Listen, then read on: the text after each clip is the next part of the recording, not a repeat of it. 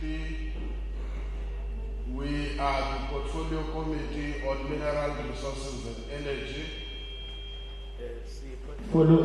The Portfolio Committee, Mineral Resources and Energy. On my far left, we have Honorable Pilangulu.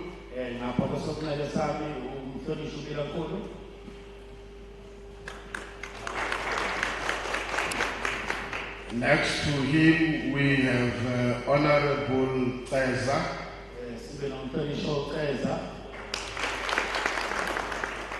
Next to him, we have Honorable Zugula.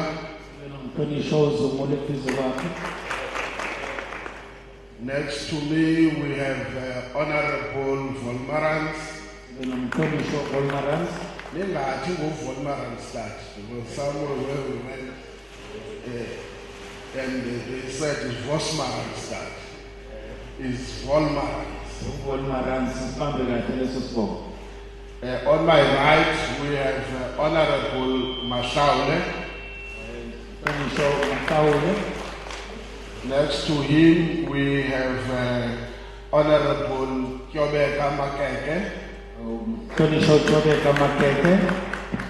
Next to her, we have Honorable Jafta. Next to Honorable Jafta, we have Honorable Malinga. I am Mr. Luzipo, the chairperson of the Portfolio Committee.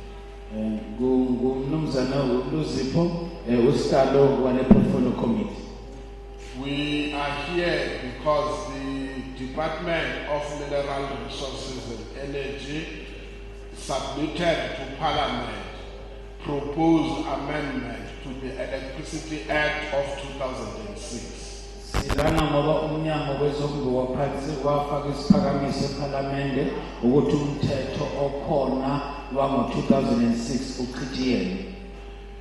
We then decided that we must request for written submissions on proposed amendments.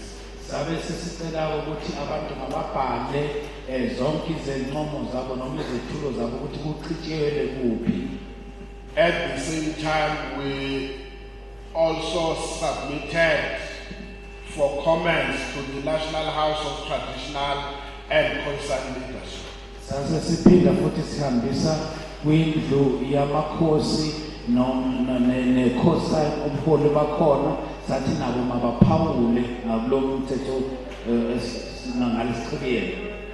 We then also agreed that before we deliberate on the proposed amendment, let's conduct processes of public consultations, which includes provincial public hearings.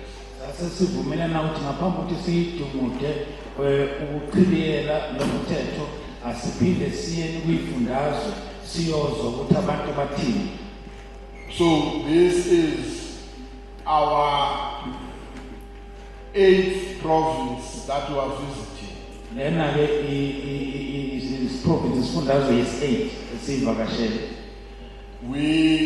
When we are here, we will go to the last province, which will be the Eastern Cape.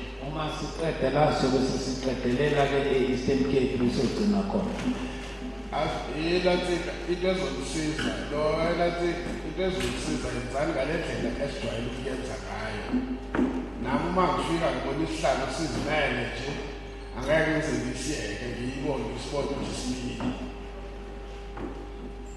okay.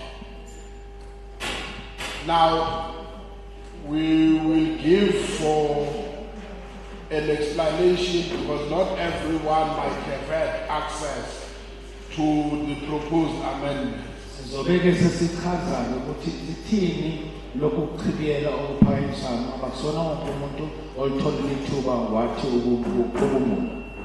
As I have stated, we have decided that as a portfolio committee, we must have these public hearings, and therefore the meeting that we are having now is a meeting of the portfolio committee which is guided by the rules of the National Assembly. lo mhlangano esikumanje umhlangano we-portfolio committee ebuswa noma elawulwa imithetho ephethe iphalamende likazwelonke.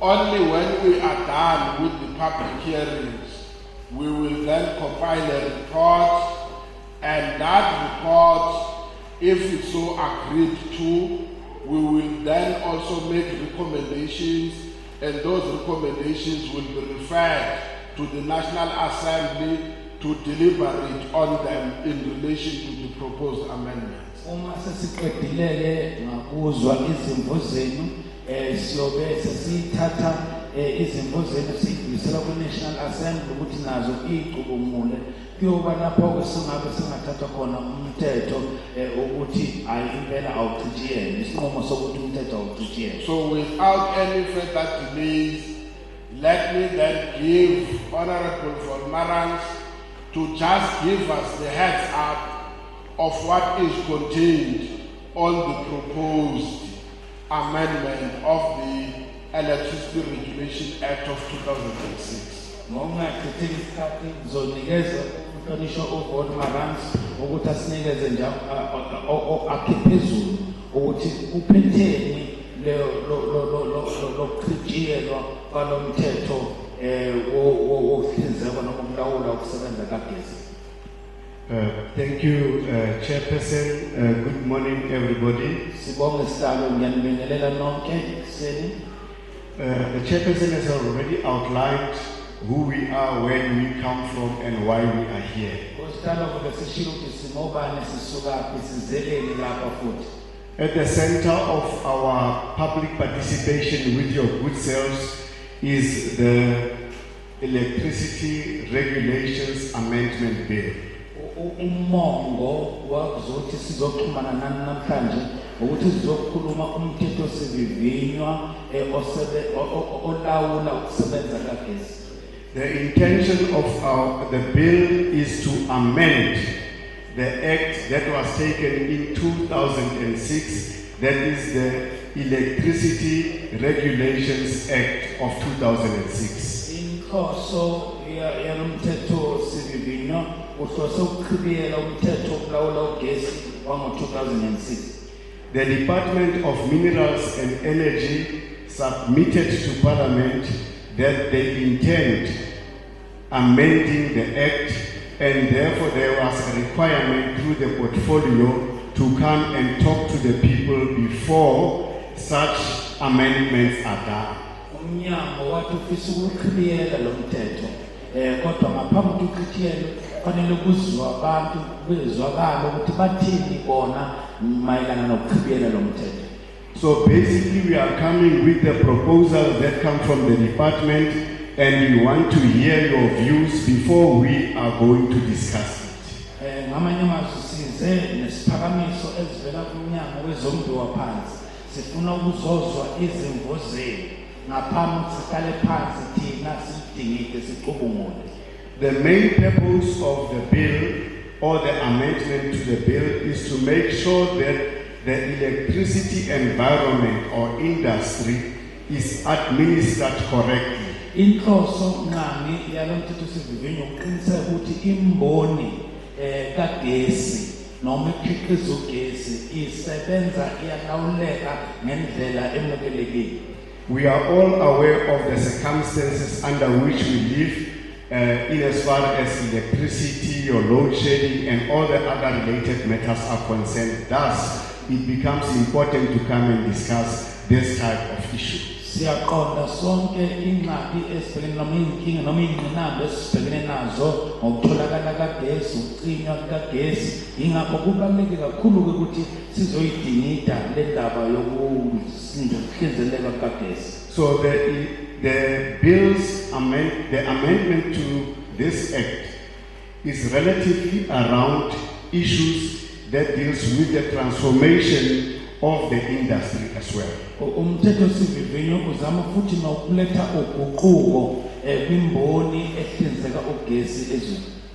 The bill seeks to tell us that the capacity that we currently have must be modified and increased. Hence, we want to discuss how do we regulate such capacity implementation. Umthethosivivinyo uzama ukuqonda ngqo ukuthi njengamanje amandla kagesi okhiqizwayo kumele ukuthi athuthukiswe noma akhuphulwe umthethosivivinyo uqondene ngqo ukuxazulula lokho.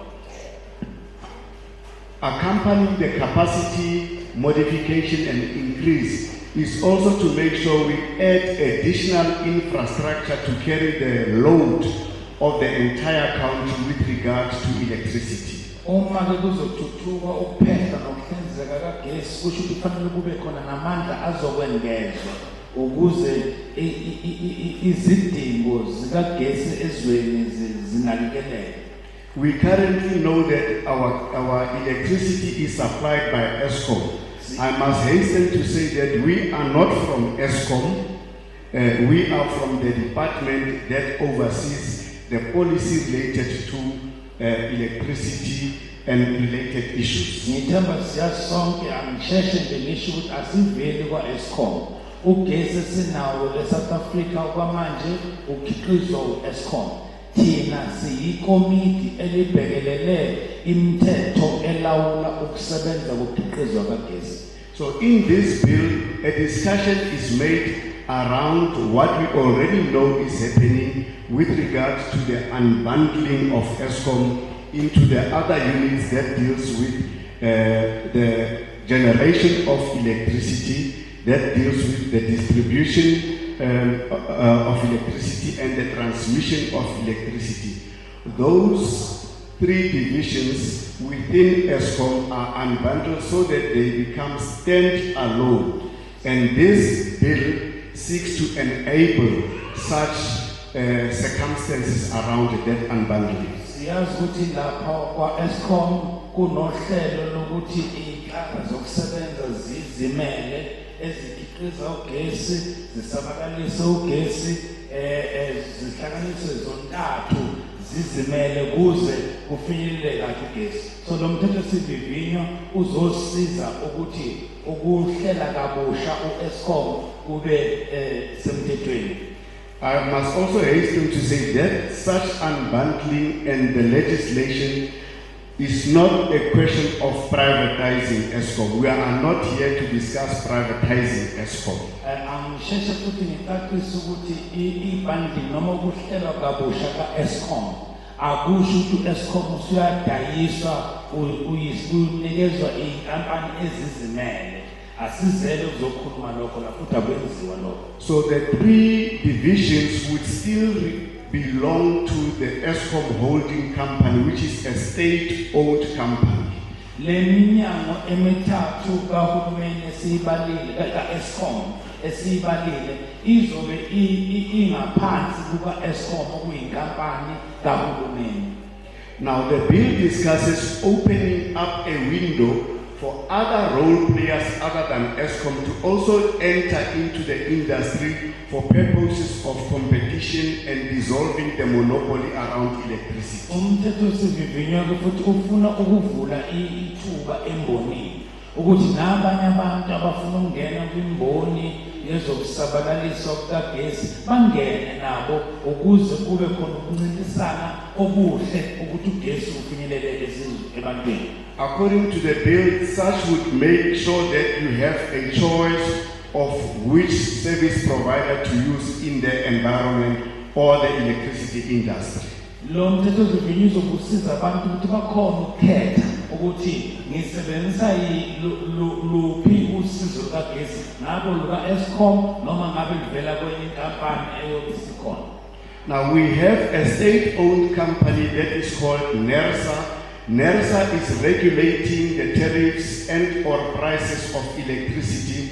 In the bill we discuss how NERSA is going to regulate so that this competition, this additional capacity, these additional role players do not run away with everything and they are properly regulated so that it benefits the country.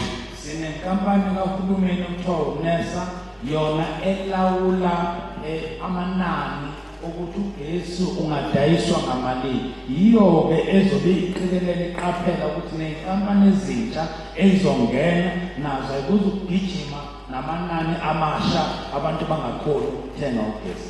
So that will be the duties, the functions of NERSA is discussed inside the bill. In addition, it opens up the question of intervention that might come from the minister if there are problems or issues related to an embassy in the electricity environment. Nemisebenzi ke yonke ukuthi uNERSA le kampani eqikelela ukulawula amanani kagesi asebenza kanjani ukhona la kumthethosivivinyo nokuthi ke uma kuba nenamba ezinkulu umphathiswa angenelele ukuxazulula. Now we all know that from time to time when there is load shedding, sometimes even when there is no load shedding, when you wake up, cables are being stolen, transformers are being damaged or sabotaged. All of this are discussed here, and the discussion is around. If we find that somebody has tampered, stolen cables, sabotaged transformers, what penalties must be given? 5 years in jail, 1 million rand fine. Those are the discussions in the bill, and we would want to hear your view to say no, the 5 years is correct, or it's low, or it's high. The R1 million is correct, it's high or low. Those are the discussions that we would anticipate from your good selves. So besikhuluma ke kodwa sifuna ukuzwa izimvuzeni ukuthi njengoba umthethosivivinyo uthi abantu abantshontsha ingqalasizinda kagesi mababoshwe mhlawumbe neminyaka emihlanu noma bahlawuliswe ngesigidi samarandi. So sifuna ukunizwa ukuthi nisho ukuthi hayi iminyaka emihlanu umuntu ontshontshayo uma uhamba ugesi wanele iminyaka emihlanu noma lincane lemiliyoni ofanele kuhlaliswe ngawo ahlawuliswe ngalo. Sifuna ukunizwa ukuthi nithini nina kulezo zinto. In the bill there is also discussion on how do we make sure that additional people also participate, and what is the regime that stipulates how that participation is going to be. Umthethosivivinyo futhi uvula amathuba ukuthi nabanye abantu abafuna ukungena kwemboni noma bangene, kodwa umthethosivivinyo ufanele uhlahle indlela ukuthi abangenayo bangena kanjani, basebenza kanjani, bagijima bafike. There is also mentioned in the bill about you as people in the Republic who want to use solar or any other method of electricity for your own use and generate it yourself. How do we make sure that you do that, and the excess that you might have produced can be sold back to ESCOM or to any other role player for your benefit or for your profit? Umthethosivivinyo ukhuluma ukuthi nalabo asebeyiphephela bona ugesi mhlawumbe abasebenzisa noma usola ukuthi bakhanyise. Umthethosivivinyo ufuna ukulawula ukuthi uma ukuthi uyiphephela ugesi obamningi lo ongaphezulu osalayo uwenze njani, udayisela u-ESCOM noma udayisela ezinye iy'nkampani ezifuna ukuhlinzeka ngogesi. And the regime that deals with the licensing and or authorization, if you want to generate electricity, you needed to have a license that must be approved by NERSA. For now, the discussion is around people to register, just to register for them to produce to a certain level, as opposed to going all the way to a bigger license, which might be necessary for bigger companies. Umthetho njengamanje ukuthi ukwazi ukuyiphephela ugesi kufanele ube nelicense oyithola kwaNERSA. Kodwa nomthethosivivinyo uthi abantu abayidinga ukuyikhiqizela ugesi hayi ngoba beziyimboni abafuna nje ukuyisebenzisela bona emakhaya, abadingi ukuthi baze bathole nama-license la, kodwa nje abeze bazorejista nje ukuze bakwazi ukuyiphephela ugesi. Now, those are the discussions that we anticipate you to give us ideas, to suggest, and also whether you will agree with these proposals from the bill. We are not here to ask you to agree. We are also not here to ask you to not agree. We want to hear your view. However, as you go through in your discussions with us, you are allowed, in fact, it is a requirement that you tell us whether you agree with the bill or you don't agree with the bill. Silindeleke ukuzwa izimvo zenu mayelana nalomthethosivivinyo yokuhlinzekwa noma ukukhiqizwa kagesi. Kodwa ke silindele ukuthi umuza ngaphambili uzokhuluma usho ukuthi uyavumelana nalezi inqumo zalomthethosivivinyo noma uyayichitha iziphakamiso zalomthethosivivinyo. Ulindele ukuthi usho kanjalo. Because after we leave here, we go to other districts in the country. We are left with two provinces, this province of KZN and Eastern Cape. We have done the other 7. We are going to combine your comments, your submissions, written or verbal, what you have given to us, and then we will start debating them at Parliament as a committee and ultimately in the National Assembly. Silindele ukuthi sizwe iziphakamiso zenu nokuthi nawuchitha noma nawuvuma. Uma sesiqedile zonke izifundazwe eziwu-9 soke sesibheka zonke izinto enizishilo enizisho ngomlomo nelishicilele phansi nasibhalela zona bese siyayicubungula njengeParliament. So you must be free to speak to us, to talk to us. It's our meeting. Listen into yourself. Kulekani ke sikhulume nathi umhlangano wethu lo size ukuzolalela ukuthi sithini izimvo zenu. Now, because we are in a jurisdiction of a municipality, there might be issues that are related to your electricity or to ESCOM, e.g., the units that you buy is for 100 rand, but you get 40 rand. E.g., the box that bent last week is not yet being fixed. E.g., the electricity that you buy from the other people, the spazas and so on, they are adding additional and so on.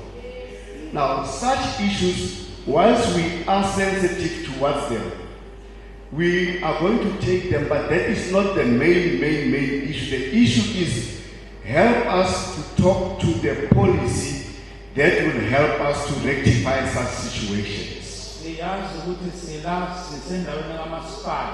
Kunezinto ezimthinta ngqo lapha komasipala njengokuthi uthenge ugesi wekhadi ka-100 rand ukufaka uphume ugesi ka-40 rand noma eyiphaza uthi uyathenga ugesi bafake imali yabo nawo kube ngaphezulu. Nabanye ukuthi isigubhu wasibika emavikini edlule namanje silungisile.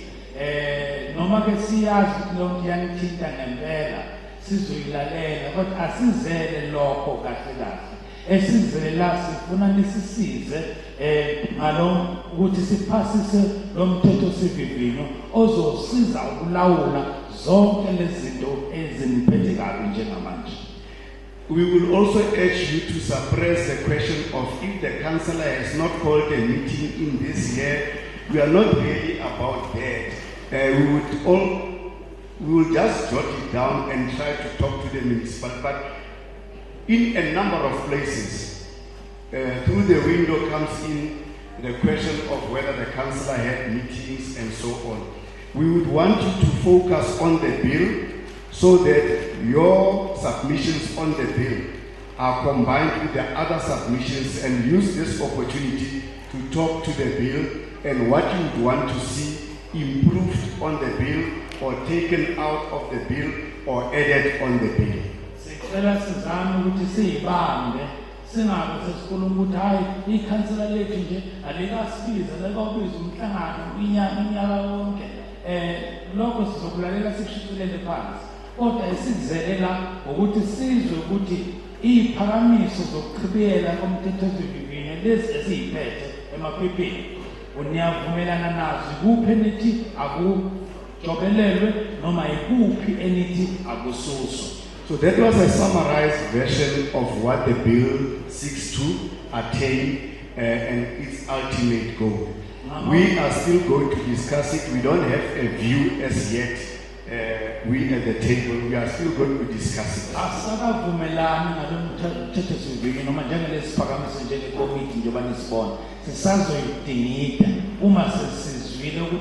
nina zithini ezenu izimvo. So with the powers temporarily vested in me by the chairperson, I would relate through to back to yourself or directly to Remahlaud in as far as the next session regarding how we deal with this matter going forward.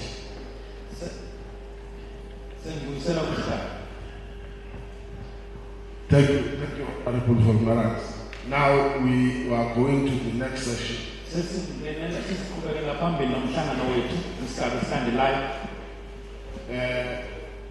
Njoba seshilo ukuthi le province esiyona number 8. As alluded before, this is the 8th province in the country we visited. And in Newcastle, yokuqala kuyifunda esizozivakashela labaZulu-Natal. And in Newcastle being the first district that we will visit in the province of KwaZulu-Natal. Njoba ke also bese ngishilo ukuthi kuthiwa awukhesara ngeke akhuphuke ukuya entabeni. Intaba kufanele yehle izikhesara.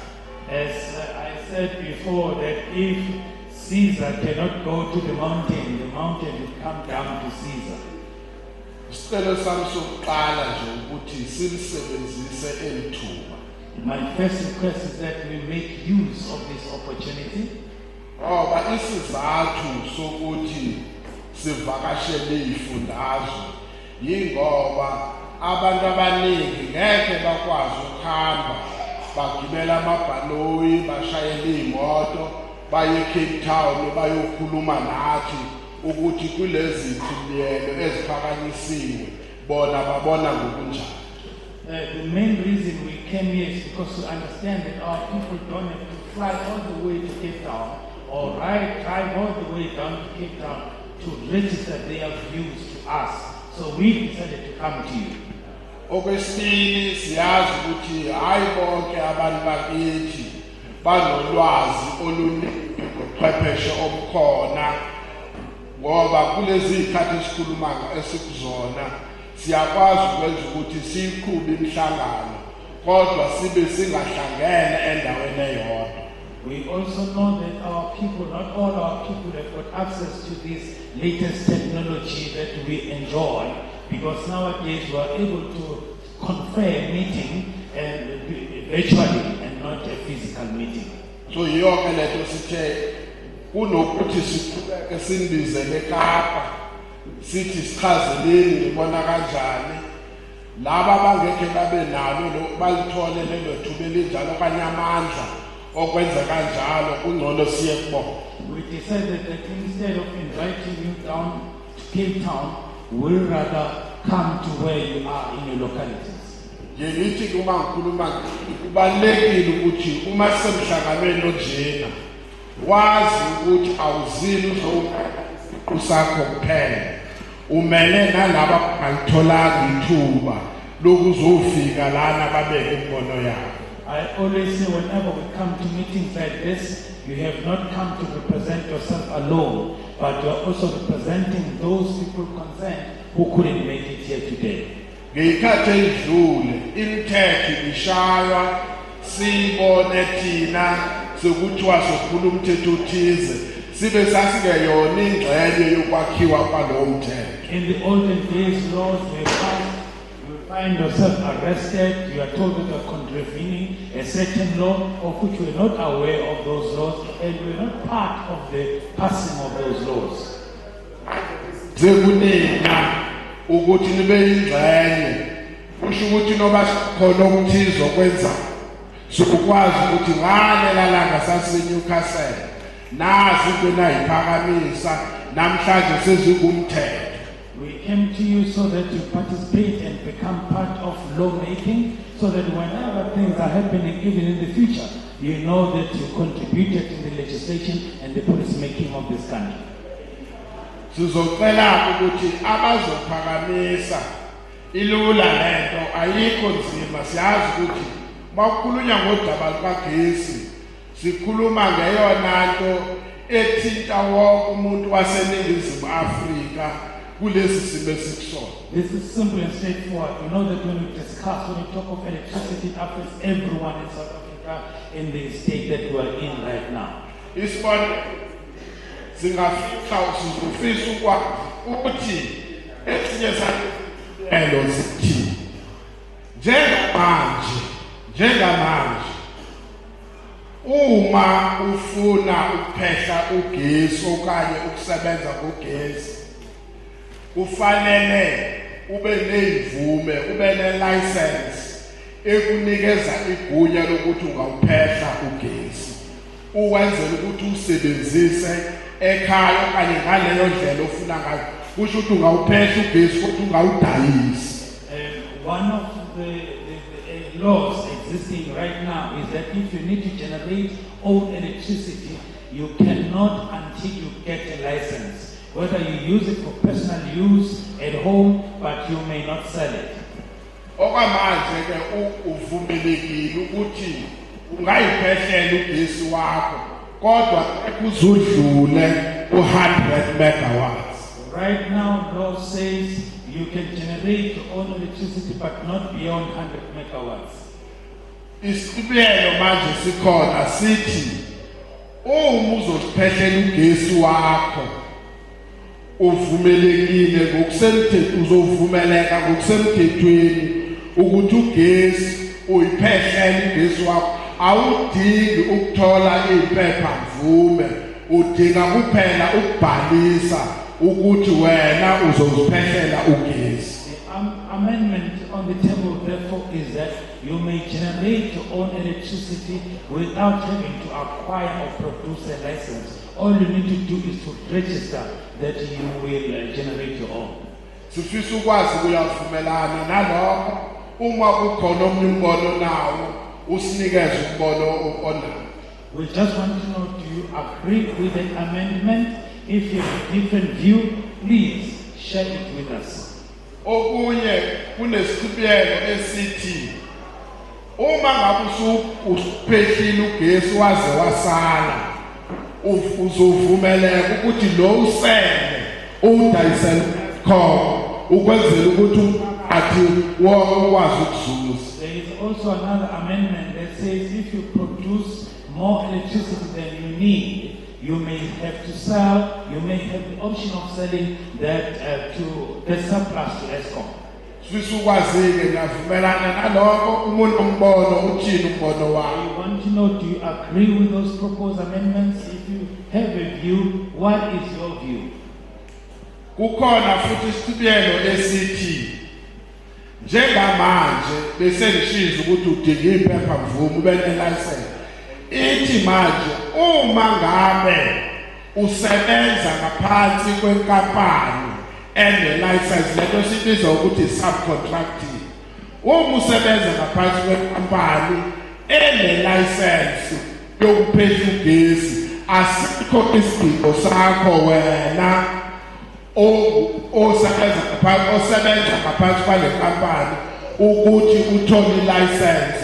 Into ozoyenza uzobhalisa kuphela ngoba inkampani osebenza ngaphansi kwayo lento sithi subcontracting inazo iphepha mvume zokuphehla ugesi. Another provision of this amendment is that if you subcontract to a company generating electricity that is with a license, you don't need to apply for another license. All you need to do is to register. Bese ibekile unisho uvumaranti ukuthi kwezinye zeziphakamiso zikhona ukuthi uma utholakala wenza okuwrong ngokwengalazinda zikagesi okanye uyiphehlela ugesi ngokungekho semthethweni ungagwetshwa iminyaka engekho kwaphezulu kweminyaka 5 okanye ungathola ukuthi uhlawuliswe imali engadlulile kwi-million rand. As Honorable Gorman has said, one of the proposed amendments is penalties. That should you be found generating own electricity without a license, you are sentenced to up to 5 years or you pay R1 million fine. Ukhona ke neziphi iphakamiso eziningi sizobeka nje kuphela lokwesithi kuhle yazi ukuthi laba abanemkhandlu kukhona isiphakamiso esithi lezi inkampani ezizimele uma sezisebenza zisebenzisana no-Eskom ziyosebenzisa ingqalasizinda ka-Eskom esemkhandlwini. There are other suggestions, especially those in local municipalities. There is a view that companies that will be working with Eskom should be utilizing the infrastructure of Eskom in those municipalities. Ngaphansi kwezimo eziphuthumayo uNgqongqoshe angakwazi ukuthi axegise izimo ezithize uma kukhona ukudingeka okanye ukuntuleka kukagesi. There is a provision that in terms of emergency, the minister be empowered to intervene to relax some policies to make provision and distribution of electricity easier. So sifuna ukuzwana kuningi angiphendule nje lokho ngoba sekujwayele kuyakhulunywa. May I attempt to respond to this one because we've heard it almost everywhere. Ezinkinga yazi ukuthi abantu abaningi ngakumbi la bafika la KwaZulu-Natal kodwa zezethu siyixoxa kwenye indawo. We are fully aware that some of the problems here in KwaZulu-Natal must be actually entertained in other areas. Abantu baye bathi ke yini lezithola isikhathi sesiseduze kakhulu. Ngingakusho lokho lana ukuthi into esiyesiyenze sibhanela Tala ningilalele kahle ukuthi nani uma nisinikeza amaphuzu ukuthi ngakusasa senze kanjani siyesibhalele usomlomo. Our procedure is that we write to the Speaker of the Parliament. Sibhalela usomlomo wesishayamthetho sakwaZulu. Njoba silakwaZulu-Natal sibhalela usomlomo sibhalele indunankulu. We write to the Speaker of the KZN legislature and we also write to the Premier of the province. Sibhalele uSotsweb, Chief Whip, sibhalele usihlalo oyihlalo kwilegislature. And we also write to the Chief Whip and the Chair of Chairs in the legislature. Sibhalele usomlomo wesifunda nomeya wesifunda. And we write to the Speaker and the Mayor of the district. Siphinde sibhalele usomlomo nomeya womkhaya. And we also write to the Speaker and the Mayor of that local municipality. Yonaka abakwaziyo ke ngakumbi uma kuthiwa siya kumasipala othize. Umasipala nguyena ozositshela ukuthi nayi indawo enizakwazi ukuthi nihlanganyele kuyona ngoba wonke ngamahall kawumasipala. Whenever we come to an area, it is the municipalities that gives us, that allocates the hall, because all the halls, they belong to them. They say you are going to hold a meeting in that one. Kesaya kwenye indawo ngathi angikwazi ukuthi akansel. Angikazi lo. We went to another place. I had to give a disclaimer that I can't do councillor's duties because I've never been one. Emkhandleni eminingi kune unit emkhandleni eminingi ibizwa ngokuthi yi-public participation. Isikhathi esiningi lo unit itholakala e-office likaSpeaker. Most municipalities have got a public participation unit or department, and it's normally under the oversight of the Speaker. Wonke amakhansela wamawadi angaphansi koSpeaker kosomlomo. All ward councillors, they report to the Speaker of the municipality. Fana nathi sonke wonke amalunga adleshayamthetho kuzwelonke awu-400 angaphansi kwangaphansi ofisi kasomlomo. Just like us, all 400 of us members of parliament in the national legislature report directly to the Speaker of the Parliament. Uma kunento ezothinta ezodinga amalungu eParliament fanele kuyiwe kuSpeaker, uSpeaker uyidlulisela kulowo malungu eParliament athintekayo. So if there's anything that pertains to members of parliament, it goes straight to the Speaker of the Parliament, and the Parliament will just cascade down the information. Kodwa ke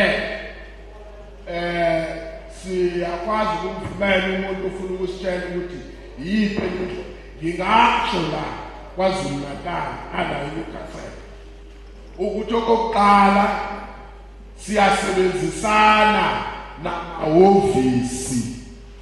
Cela ningizwe kahle ngoba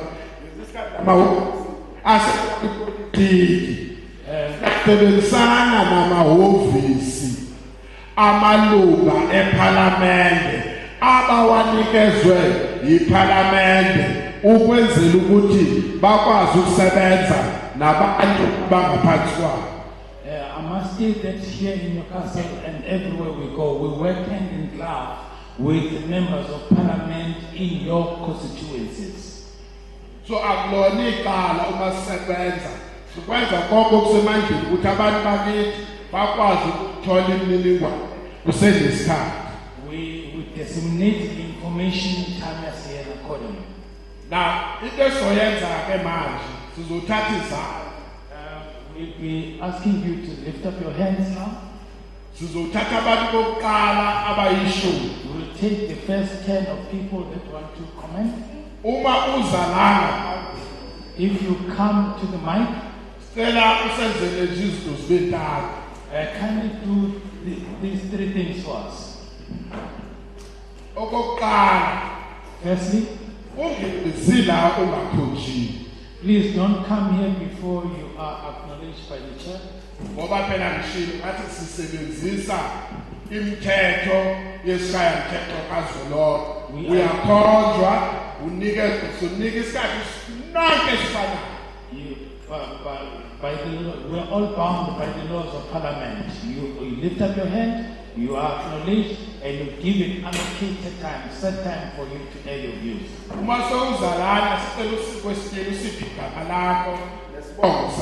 When you come to the mic, please introduce yourself. State your name and your surname. Ungasitshela kuya kuqembu okanye kuya noba kwinhlangano yomphakathi lokuthi uhlala kuliphi wapi lokho kuvumelekile kodwa siyacela ungasidayisi ukuthi ushadile okanye ukushadile uyathandana okanye awuthandani. When you come here, after you state your name and your surname, you may say which political party you're from or which community organization you're from, you represent, but don't entertain with issues of your marital status, whether you are available, you're ready to mingle and all that. Please don't give space.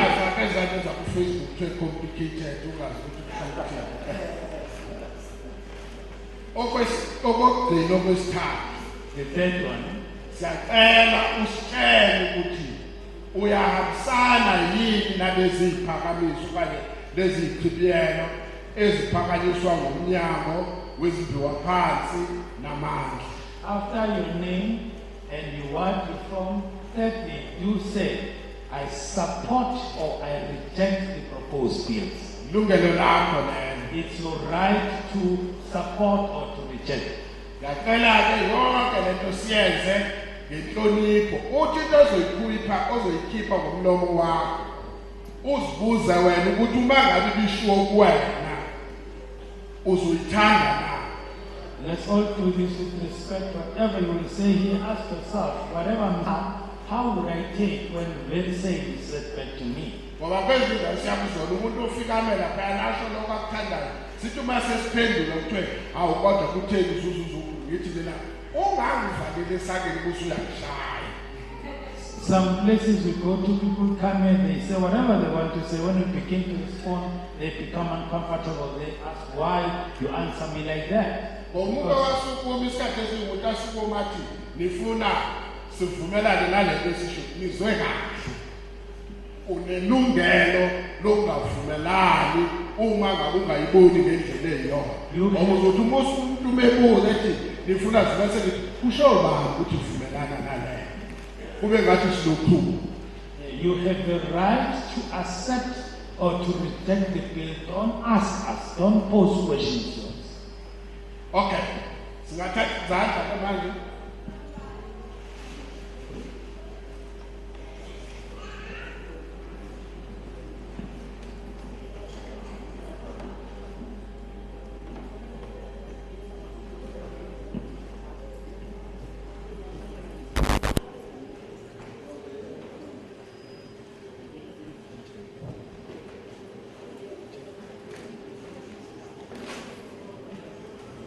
Okay. Ngulahlala lalela. Kuthiwa kukhona laba bantu ngicela ukuxolisa uma ngabe ngikhulume igama engelona.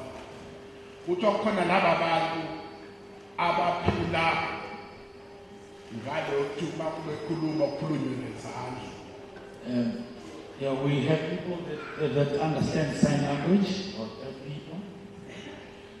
Siyacela sibanike izithuba la bekhona khona ngizocela nje angisho ukuthi ngiyanisusa manje sibadedele ukwenzela ukuthi bakwazi ukubona kalula la ngaphambili nabo babe ingxenye yomhlaba uma sicela asiceli ngoba siyazi ukuthi bahle bonke abantu bahlala ngaphambili bahle bonke kodwa sobe sicelela ukuthi sibanike izithuba ukuthi nabo babone kahle babe ingxenye yalomhlanganiso kuwo. Kodwa sokwenza lokho ngokuthula hayi ukuthi sobe sihlasiwe.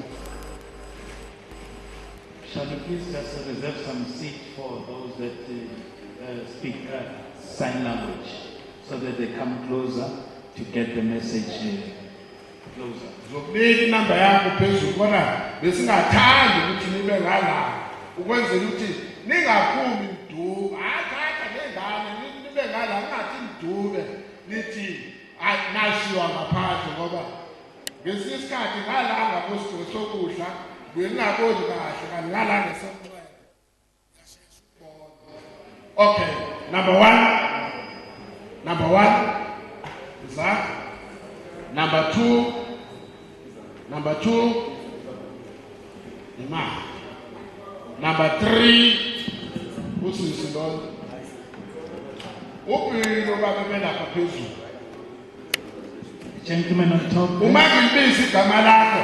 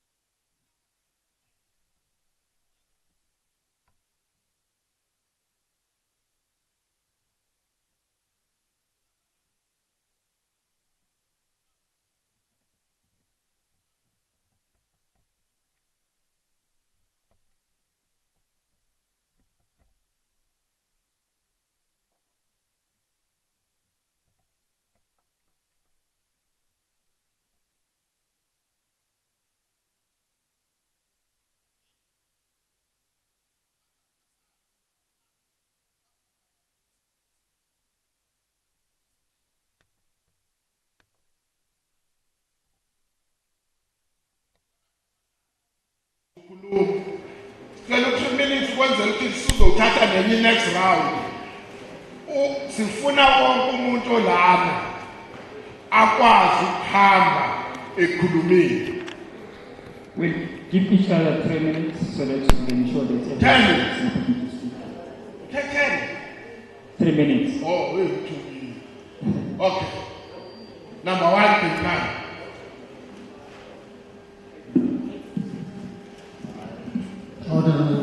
Honorable members of Parliament, my name is Gopal Angapin.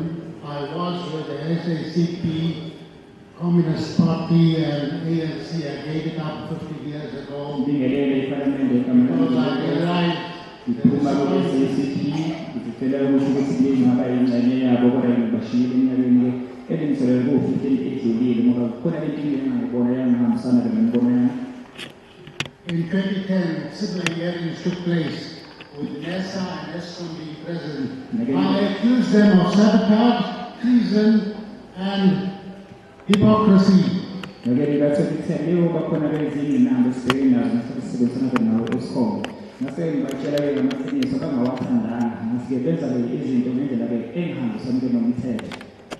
similar hearings are taking place now, and I think I fully oppose all these regulations because the poor are suffering under regulations.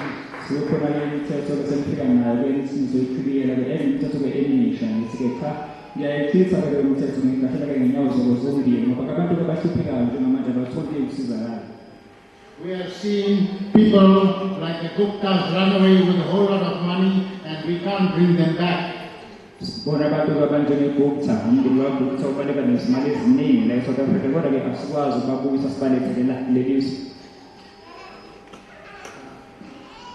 Praveen Gordhan promised that the money will come back. Yes, it has come back and gone to Pala Pala.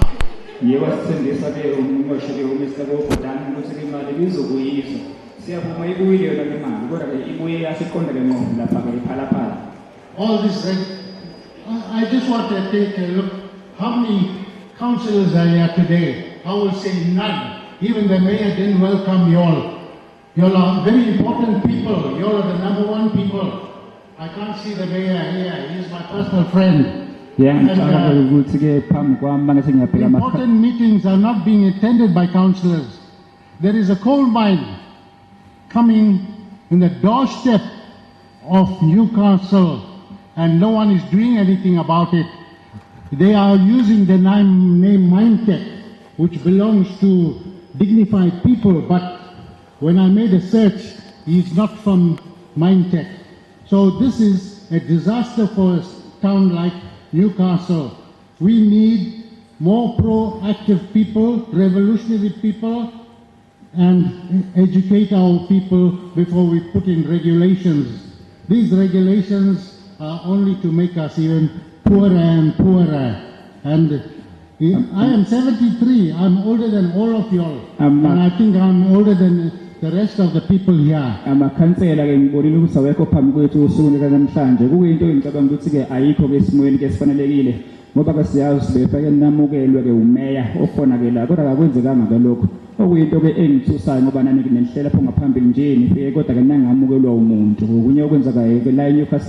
ukuthi kunezindawo esizisebenzisa ke njengemayini ngeke ngazama ke nami ukuthi ngibe ingxenye yalezo zindawo kodwa ke ngithulanga ke usizo ngikhulile mangineminyaka ke elingisela ku73 kodwa ke namanje angakasizakali. You know, if you want to know my credentials, you can ask Ivan Pillay and Sunny Singh from Robben Island. I served the liberation forces and I am disappointed, and I think none of us liberated the country except for one man who killed Hendrik Vervoort in Parliament, and he was guided by a tapeworm, you know, and that is Dimitrios Stepanidis. You may not know Dimitrios Stepanidis. Now, if you can't protect Parliament, one person goes and burns Parliament, how are you going to protect us with regulations? ESCOM is gone.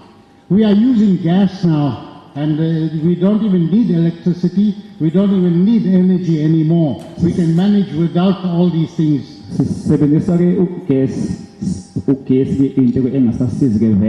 sesingasho nje ukuthi ke uswinto sesingakusho singakunanaza ukuthi ke asisawudingi ngoba ke vele asikutholi ke futhi ke awusilekeleli sithi ke asibone ukuthi ke esaye kulwela ngesikhathi sobandlululo ke umphumela ke kwaba yini ngesizathu ke sokuthi ke esasikulwela sikakuboni ke namanje ikuphumelela umuntu ngathi ke mhlawumbe siyamncoma owenzeke okuhlukile lo wabulala ke yena ku Fairwood khona ke eParliament ngimdala mangineminyaka e73 kodwa ke usizo noma ke ushintsho noma ke uguquko ungaliboni ke eNewcastle kuyindawo ke engiphuma kuyona.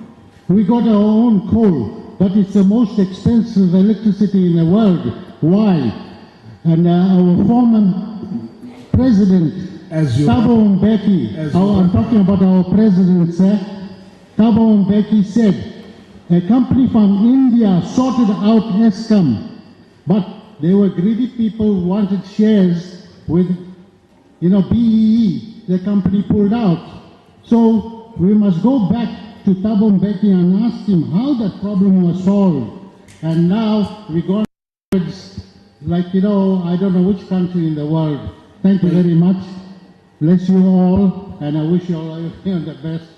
Thank you. Kubena basemtabi wasendiya aloke bacela ukuthi kwenzeke. Yes.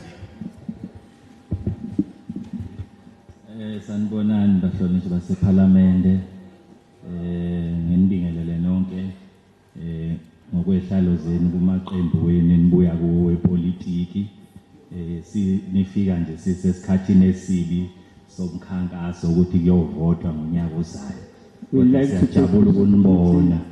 greet the honorable members of Parliament before us, the Portfolio Committee. We are grateful seeing you in front of us here today.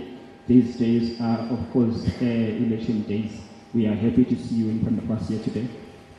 Siyabonga nawe mhlonishwa uLuzipho ukuthi egcineni uze ngapha eNewcastle ubuya eThekwini njalo ma uyokhuluma nabantu uloku kuya eThekwini la kusekudeni khona. Siyabonga ukuthi usicabangele uze la eNewcastle namhlanje. Also like to thank Chairperson for us, Luzipho, for coming to us here in Newcastle, because it's been common cause that every now and then you attend only matters in Devon, and it's way too far to us as residents of Newcastle to attend to Devon. So we thank you very much that you took an opportunity to come to us today. Emphakathi asenibingelele lonke le angisafuna ukutolekelwa manje. Igama lami ngongulakhi ngwakamalinga ngwakashabalala isibongo. Ngisuka le emzini. Angithi 3 minutes. Ufuna ukushanja ngeke. Mama. Manje mayetolika kuzothatha. Mama. Mali ngwake nimohlula ngizocela yena ukuthi konje benziwa kanjani abakamalinga. Lalela malinga. Lula lento. Wena ithi nami ngikubheke phela sebenzisa imithetho yesishayamthetho sikazwelonke. Umalinga uyacela ukuthi asho 3 minutes wakhe awuqede libe seniyadolika. Amen. Okay. Hayike uyayisicelela akhe sizame soyibona uma ngabe ingalungi iyobigcine kuwena soyibona ukuthi izolunga. Thatha ke kodwa lo 3 minutes wakho usuqale wawudlala yena kubeka. Bengibingelela umphakathi nje wala eNewcastle amajuba wonke. Ngithi nje ngibonga ukuthi nibe khona manibizwa umphakathi wakithi. Cha mina ngibuya emzini waseNomondiya emaplazini lapha kwaNkomo kaYifaso. Ngibuya enhlanganweni emela abahlali basezimayini isesonke Environmental Justice Network. Ngiyamuzwa nje umhlonishwa okhulumayo hayi angeke sikuthathe akushoyo thina. Kodwa into engifuna ukuyisho oqala ile ethi ngokwebhili thina abakwasisonke asinankinga nebhili. Siyayisupport ibhili ngoba ayiwona umthetho.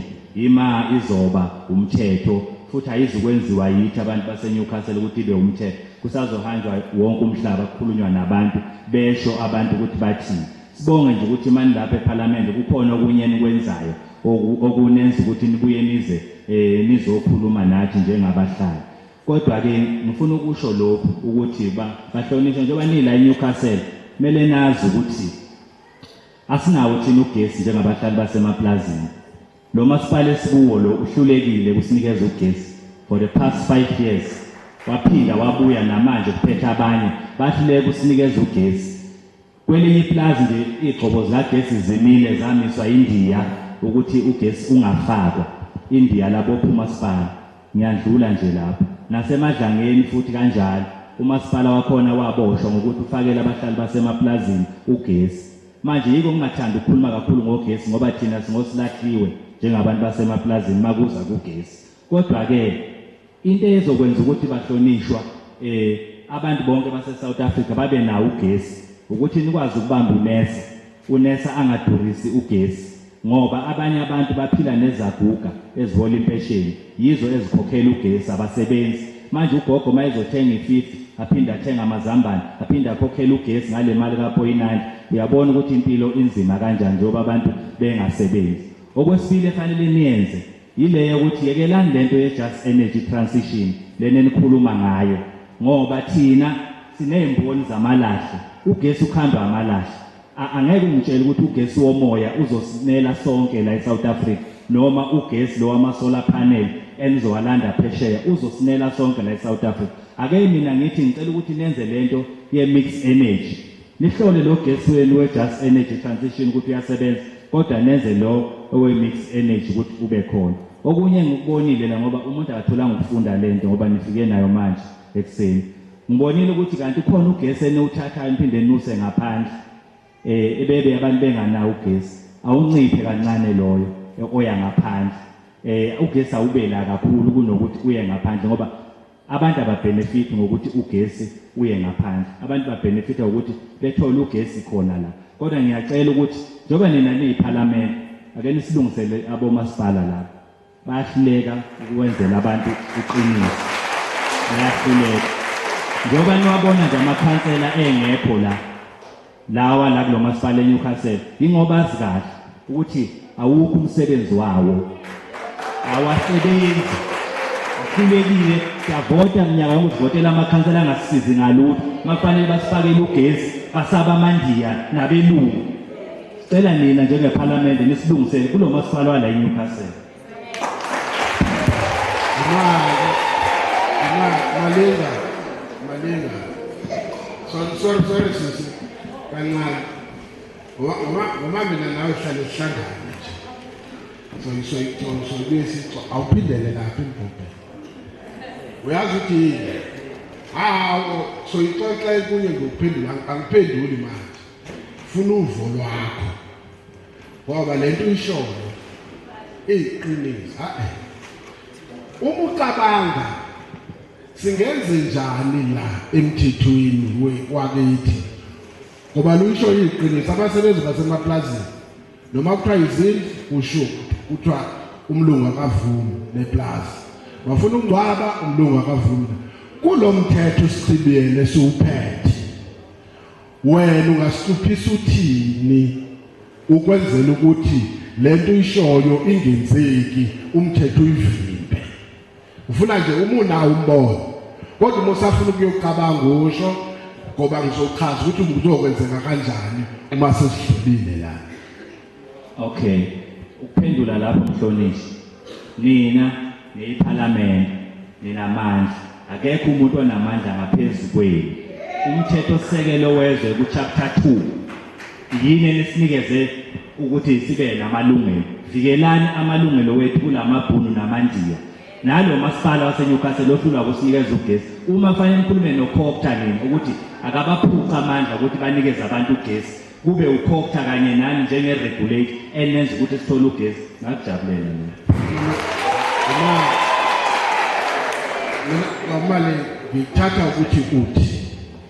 Mina angifuni angithi uma sesihlangana lapha phela asimqondo ufanayo. Ngithatha ukuthi uthi kulo mthetho sisekelo kulo mthetho lesichibiyelo njengekomiti elinamandla wokwenza umthetho asifake umthetho okhusela wonke umuntu waseNingizimu Afrika including abasebenzi nabahlali basemaplazini. Ngithatha ukuthi usho njalo.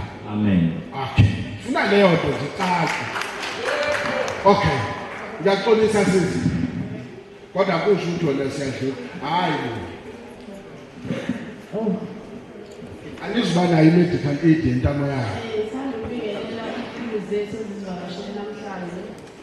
Kanye nomphakathi wonke wasemajuba. Igama lami uSibangele Mkhulu Khamba ku-26 eKenani. Sibangele Mkhulu from 126 Kenana. I take the opportunity afforded to me to greet the portfolio committee and also members present in this hall. Ngiyabonga ukuthi nami ngitholele ithuba siyabonga nokuthi sivakashelwe yikhulu eqhamuke ehhovisi lekhulu.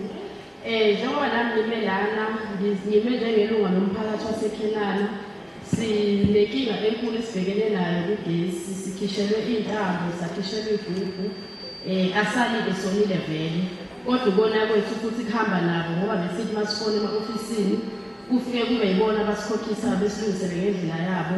Kodwa bathe masebebuya sebezokhipha igubhu nentambo ababange besabenza ubulungiswa njengoba kade befika benza ubugebengu ekuqaleni bemasifonele ofisini kumele sihlanganise imali kube yibona bazosilungisela ngendlela yabo. Kodwa bathe masebefika awukho umuzi abangawusikelanga intambo bakhipha igubhu. Inkinga enkulu esibhekene nayo kule ndawo yethu kuhlala kakhulu nogogo indawo nje ehluphekile kakhulu.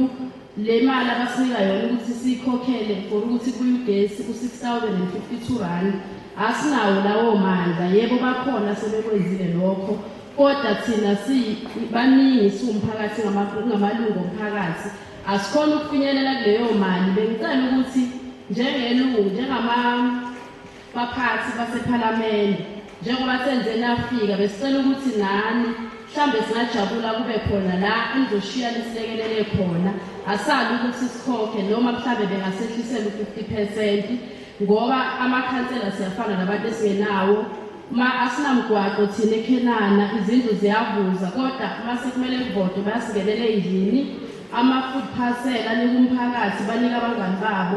So besicela ukuthi kuleyo nkinga esibhekene nayo singakujabulela ukuthi kube khona mhlambe la nizoshiya lisicebise khona ukuthi sigenza kanjani ukuze sisizakale. As a member from a village called Kenana, I'd like to register my grievances before the portfolio committee to say that we have a problem and a challenge of electricity from the area where I'm coming from, because ESCOM has taken a stand to come in our area to pull out the cables in our area, and also we had a problem because there were certain transformers that were dysfunctional. However, ESCOM could not assist us. We do admit to the fact that some of the community members were not paying for electricity. As a result, ESCOM had to disconnect from those households. We take full responsibility for that. However, we seek intervention from the part of the portfolio committee to say that at least before you leave KZN, or rather this place called Newcastle, you give us at least a thumbs up or a hands up to say that these are the interventions that may assist our community, because councillors whom are residing in our vicinities are tantamount to being useless because they're not assisting us with anything. We are almost like people without councillors. So we are saying to the portfolio committee, if such an intervention can be made, we can be grateful to that. Ngaphambi siya kulandelayo sikhoshiwe uMalenga ushaya uMageba wathi bese uyohlala phansi ngombuzo wangenza ukuthi nami ngikhohle ukuthi asitulikanga ukuthi uthi yes uzokwazi of course awuzama. Thank you very much, President. Mr. Malinga, before this honorable portfolio committee informed this committee that he was coming from a place called Nomondia and was representing the Sisonke organization, and that he's got issues relevant to this particular bill that is proposed before this community. However, a lot of things concerning Mr. Malinga are to the effect that none of things that are said in this bill seems to be assisting in terms of what the society is going to benefit. Electricity is a problem on the part of the community where Mr. Malinga is coming from. They cannot have access. Why? Because they're living in privately owned farms. So they don't own the land in which they reside. Now the owners of those farms have their own rules and regulations when it comes to how electricity is to be used and how the excess of electricity is to be gained within those particular facilities. So those farms are actually a problem to the community where Mr. Malenga is coming from. Also the issue of councillors. Councillors are not assisting the community where Mr. Malenga is coming from. Hence they are not here today because they are afraid that they can report of anything because there's nothing that they are doing to assist the community where Mr. Malenga is coming from. He's got experience in particular to that community in question. However, things are not done in a way that is pleasant or rather tantamount to satisfaction of the community where it's coming from.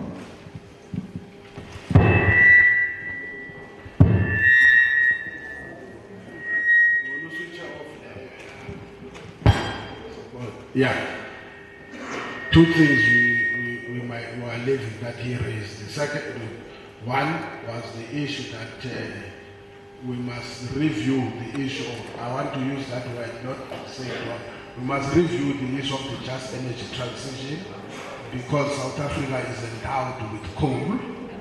And if we look at the question of energy mix, we should also use maximally coal, which is what is more strategic for base load purposes. Am I correct? Yeah. The second one that I think he raised was with regards to NERSA. That NERSA, although I must say, Malinga, the problem is not for me to say it, but the new proposal says NERSA, the powers to determine prices are taken away, but the powers to set tariffs are reaffirmed.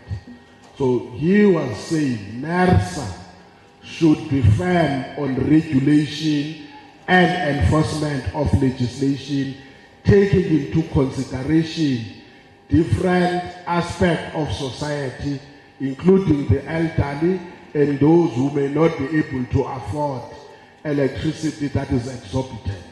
I think those are the two issues that he raised.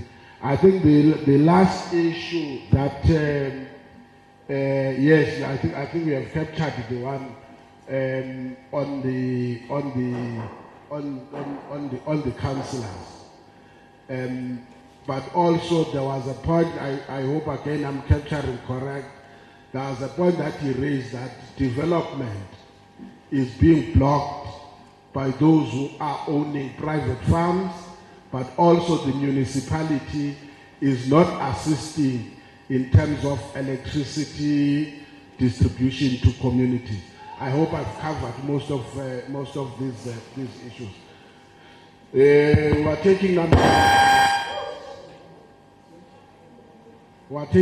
4.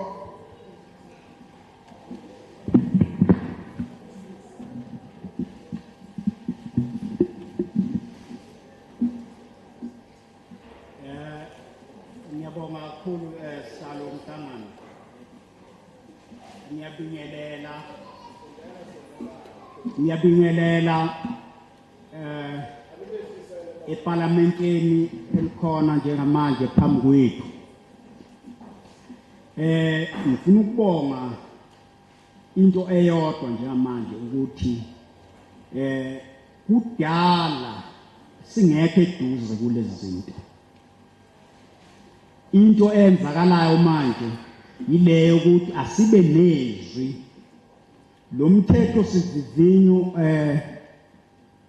ohlongozwayo njengami mina nguPaul wakamncwango from Ward 20 eMadadeni ngiyayisupporta le bill ngoba ihambe inikeze wena njengominister amandla ukuthi amalungelo ethu uwavikele.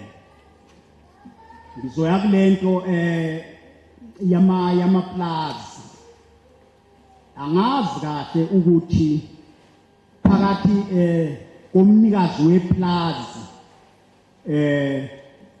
nohulumeni umnikazi weplaza usuke afuna ukuba ngaphezulu kwahulumeni.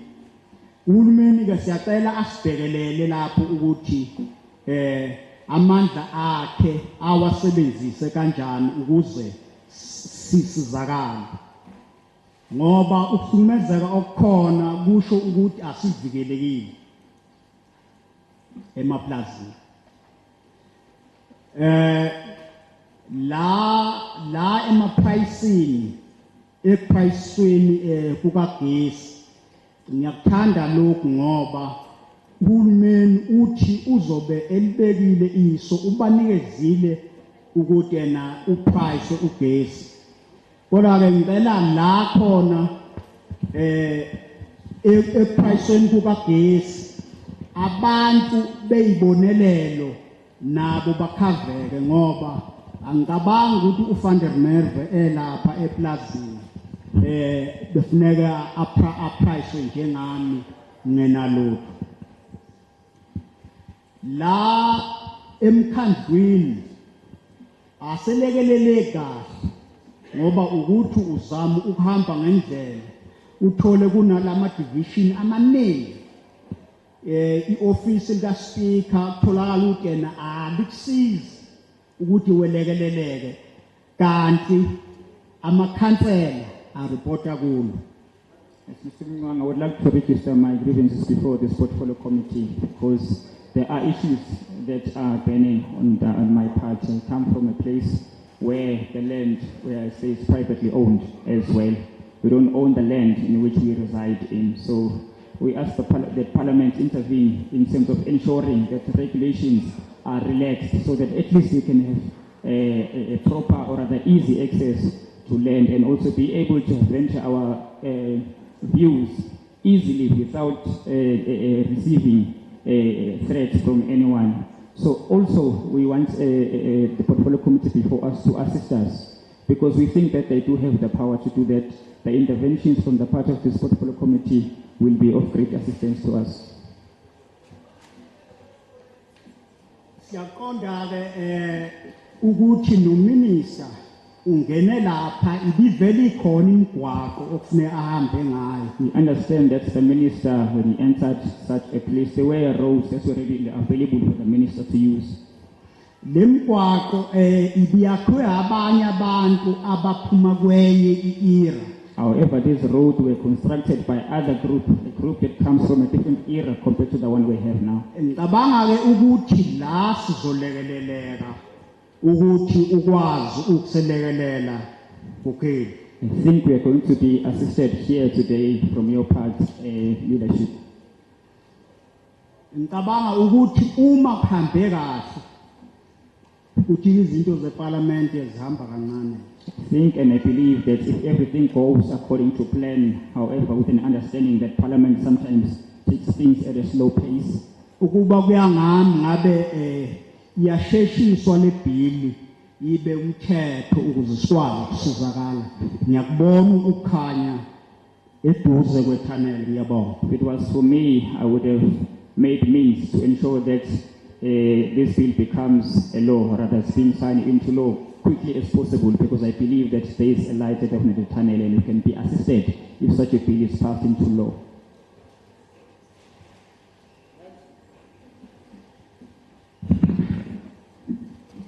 Sanmunani, My name is Sipho Hlongwane from Ward 6. from Ward 6. Leslie Farm, Matatini. Leslie Farm Matatini. Okay, ngizocela usihlalo ngingathatha ama-notes la. Like when it comes to this unbundling sectors, I will pray, which is aimed to assist ESCOM. Usihlalo ngizwe ekhuluma ngebundling nalokho ngashicilela phansi okufisa ukusiza uEscom. Okay, I just want to ask if it won't bring the rate of unemployment to a higher level as it is right now. Ngifisa ukwazi ukuthi lokho kuhlukanisa igaba zikaEscom ngeke yini ukuthuthukise ungasebenzi kwabantu njengoba kuphakeme ngalendlela. Yes, because as I'm looking at what you've said, Chairperson, you said we can be able to produce not more than 100 megawatts of electricity is permitted without license. Njengoba ushilo sihlalo ukuthi siyakwazi ukukhiqiza ngaphezulu ka 100 megawatts ngaphandle kwesidingo se license. Okay. If I have to produce more than 100 maximum and willing to sell, where am I going to get the resources already? Because I won't just produce it. I need to get the resources to produce it.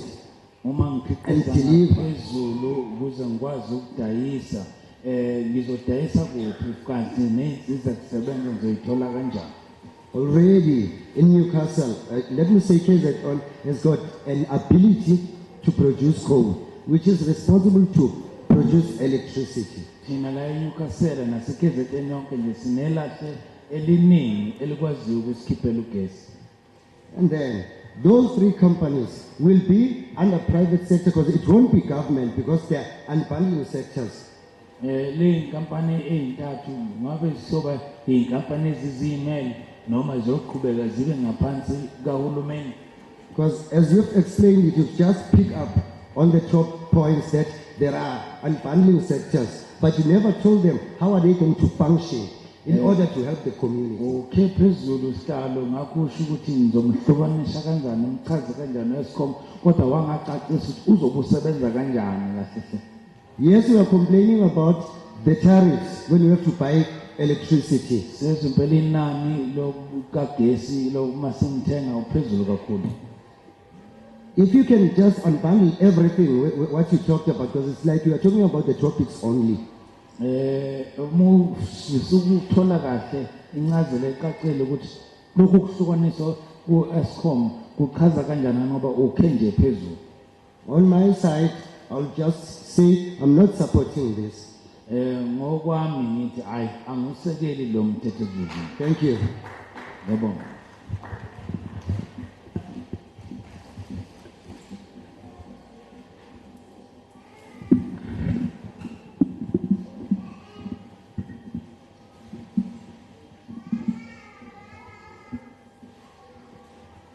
Sanibonani. Greetings. Umzomkhulu iParliament. Greetings to our parliament.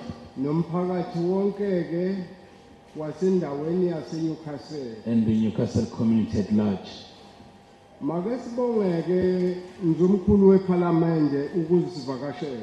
May we appreciate Parliament for taking the time to visit us. Esikhulu ukudlula zonke. The highest of them all. Sinenkinga. We have a problem. Ngiyaxolisa. Ukungazisho lokho. Ngithemba okwanjovu sibonga. My name is Themba Ndlovu. I apologize. Endaweni yasosizweni eWard 12. I'm from Ward 12 Osizweni. Ubusukuma kwami ngize ngifike la. I stood up because Bengingazi ukuthi kuzobe kukhona iParliament. I never knew that there was going to be Parliament. Bengizwe kuthiwa zikhulu zakwa Eskom ezobe zikhona. I was told that is the bosses of Eskom that will be here. Ngiyabonga ke ukuthi mangifika. I appreciated when I came. Ngifike ngathola ukuthi kuzokhulunywa kodwa eduze kwento engihluphayo neze yangibeka la. I'm grateful that we'll be discussing, an issue that touches to me deeply that brought me here. Futhi ngiyasala kancane. I'm left behind somewhere. Ekutheni isikhalo sami mhlambe asizukuzwakala ngendlela. My complaint may not be properly heard. Okuyikhona engivuke ngashiya ingubo zami ngaze ngafika la. I left my blankets for that reason. Ngiqale ngashona le ePharmacy ekuseni. I went to the farmer's hall first in the morning. La bekuthiwa umhlangano ukhona. I was told the meeting will be at the farmer's hall. Ngajika ePharmacy ngabuya ngafuna la ukhona khona umhlangano. From farmer's hall I had to trace it back to here. Ngicela ukusho lokho ke. This is my concern. Okukhulu. Ngiyabonga ukuthi iParliament lize lazosikhethisa ukuthi siyakhetha noma cha. I'm happy Parliament came us to give us this option to say we approve, we support or we don't. Uqinisa lemthetho noma siyayichitha. Or we accept or we reject this bill. Kodwa inkinga ekhona. But the problem is ngilapha nje ngilambile. I'm here and I'm hungry.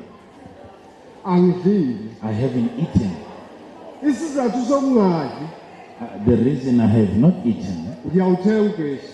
I buy electricity, Kodwa itransformer inagesi. but there is no power at the transformer. Siripotile kwa-Eskom. We have reported it at ESCOM. Cishe yiviki lesithathu leli This is sigcwalayo like namhlanje. the third full week now. Ngingenawo ugesi. I've been without electricity. Ngingadli. I can't eat. Nginemjovo ehlala endaweni yefridge. I got medication that must be in the refrigerator Ephilisa mina.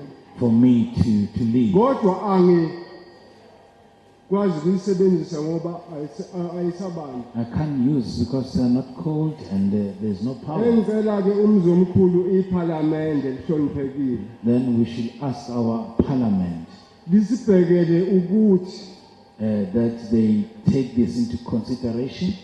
inkinga yethu ikuphi What is the problem really? ngoba ufike last of last year The year before last, ifike yahlumezeka itransform. we had a problem with the same transformer. Wakwazi uEskom ukuthi abuye ESCOM came back. nakhona sasihlala 3 months It was like for 3 months without electricity. endaweni engihlele kuyona ngenza inyaka Been in that area for the past 31 years. wawungene ugesi kuyimizi embalwa. We had electricity when there were like few Uma houses. ingena imizi yakho ingena imizi zakhula isibalo ku transform. As more houses increase, the more demand on the transformer. Manje inkinga esinayo Now our problem is itransform iyasinda. the transformer Naye uyasho Eskom is iyasinda. overburdened itransform. even as ESCOM. Kodwa akuna action ethatha yokukhuphula amandla. But there is no corresponding action to increase the voltage. Asazi ukuthi senze njani manje. So we don't know what to do now. Okungangoba uma sithi akeze phela akhiphe amalegal awabonayo. When we say let ESCOM come Asilungisele thina sidle ebesivele sidla khona. and disconnect those illegals so that those of us that have been Konke living lokho on this, akwenzeki. and all that is not done. Ngiyaxolisa ukukhuluma ngendaba yamakhansela. I apologize for talking about Ngoba uma councillors. sithatha indaba yethu sifake emakhanseleni, When we take our matters to councillors, amakhansela alala phansi ngezisu. they just sleep with their bellies. Angazi ukuthi ngoba namakhansela lawo awuParliament elikhulu ngiyaxolisa ukukhuluma kabi. Namakhansela lawo siyanikwa siyakhonjwa ukuthi sokuyikhansela hayi thina sikhethe. Honorable Parliament, I'm sorry to say this, even those councillors are just spoon-fed to us. They're Kulungile given lokho to us. bahlonishwa. We don't elect them. Thank you so much. Ngicela ukubuza ke isihlalo sengizobuyela mina. One, Ngicela ukubuza kulungile ukuthi sikhethelwe umuntu ofanele ahambe phambi kwethu. is it okay, Chairperson, that someone who's supposed to lead us is elected for us? Ngicela ukulinda i-answer bese ngiyakhipha.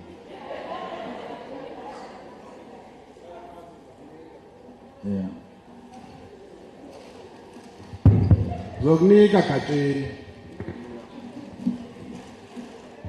Now wait. No, because impunga likhulumayo yabona. Because it's an elderly person speaking, Angimhloniphi. may I just give him the necessary respect? Asenze njena mntu omkhulu. Singawathatha amakhansela wonke.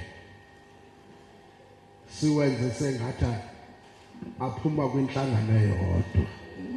Let us not Nje ngifuna pretend ukulungisa leyo. not all councillors come from the one political party.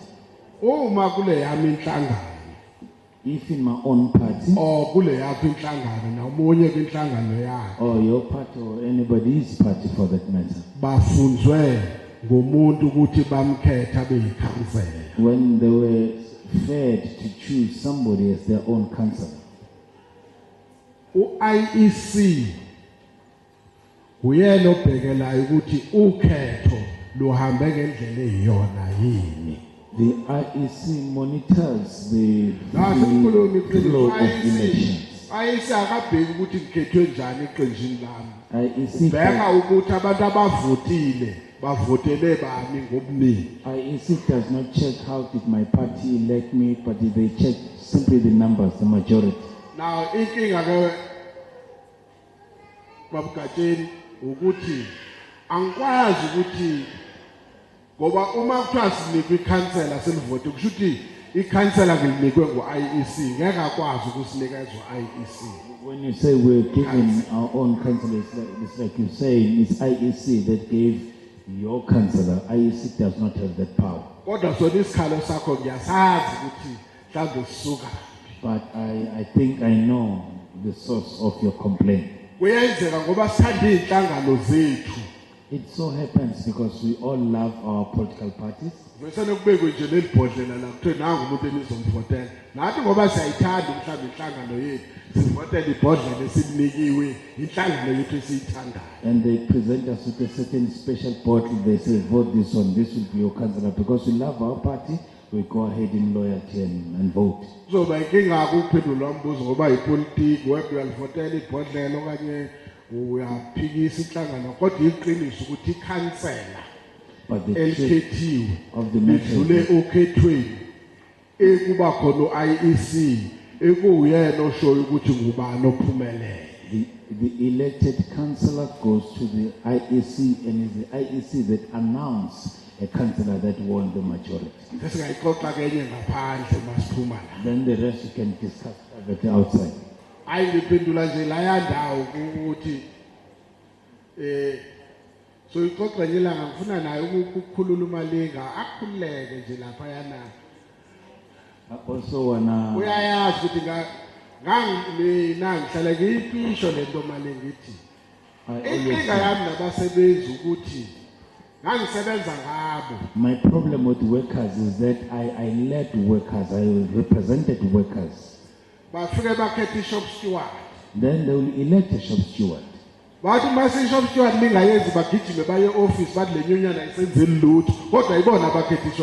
the shop steward doesn't deliver, they go to the office and the union office and the union is not helping us. Yet they are the ones who elected the shop steward. I worked with the spare employees. Angithi sinenkinga ye-food cost ukudla kuyatshontshwa kuyabi avuma nama-shop steward ukuthi kunenkinga ye-food cost. And the employer would say we have a problem with food cost, there is a theft of our food and stuff, and the shop steward would agree to that. Ate sesuka to organizer akasinegotiatelanga kahle imiholo yethu. Uzowunegotiate njani umholo i-shop steward ifike lavuma kumqashi ukuthi bayantshontsha. And then you find the organizer saying, no, our wages were not properly negotiated. How are you going to negotiate in good faith when your shop steward is agreeing to the fact that there's politics another day in our own formations? You may please take the stage. Next.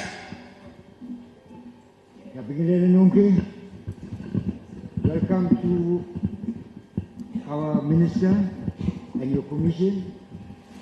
Let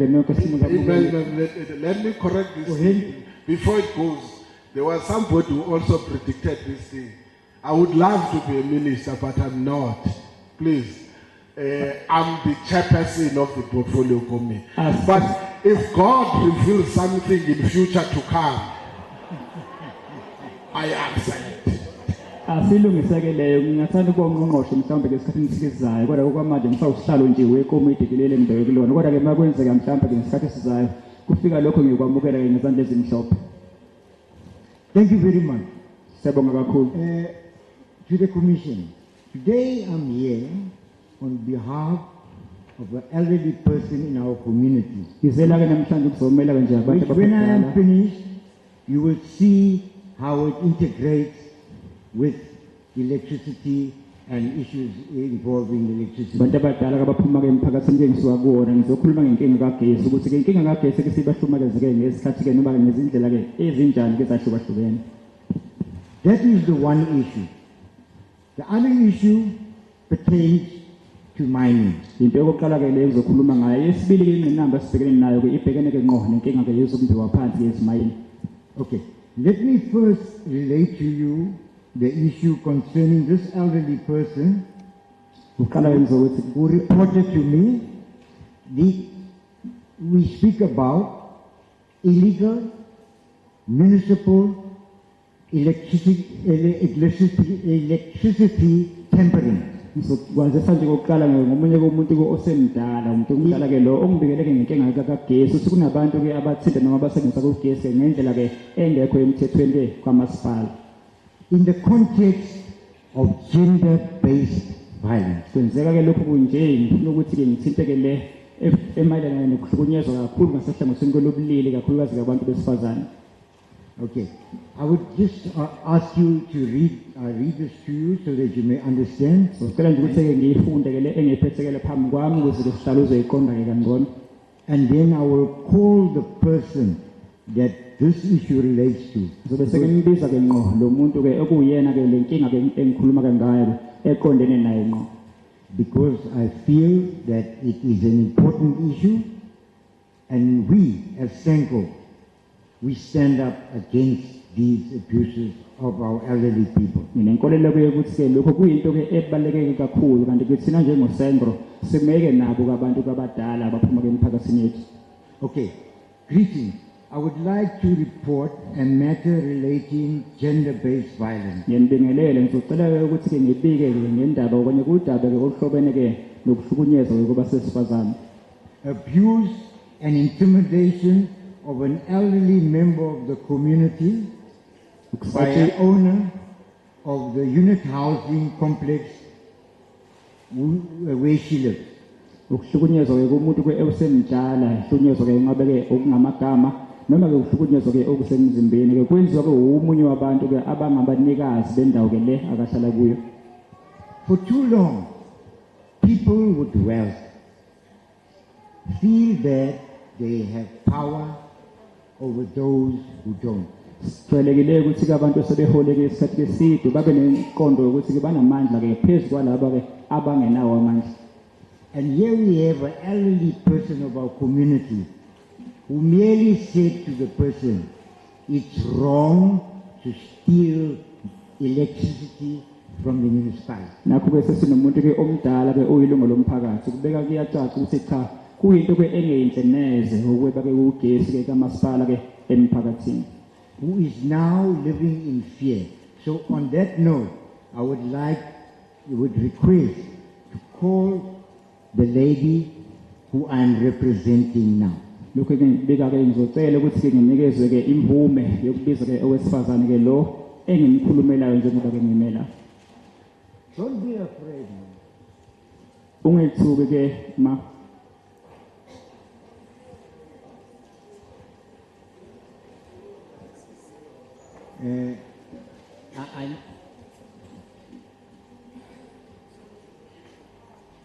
I would just like to add, we were requested to lay a charge, but she's too afraid. And I can't lay a charge on her behalf. Sike saba nesifiso sokuthi ke sivuleke icala kodwa ke uyasaba ukwenza kanjalo kanti nami ngasohlangotheni lwami angikwazi ukuthi ngimvulele ke icala ke ngokwami. Just before the lady speak, can we get your name?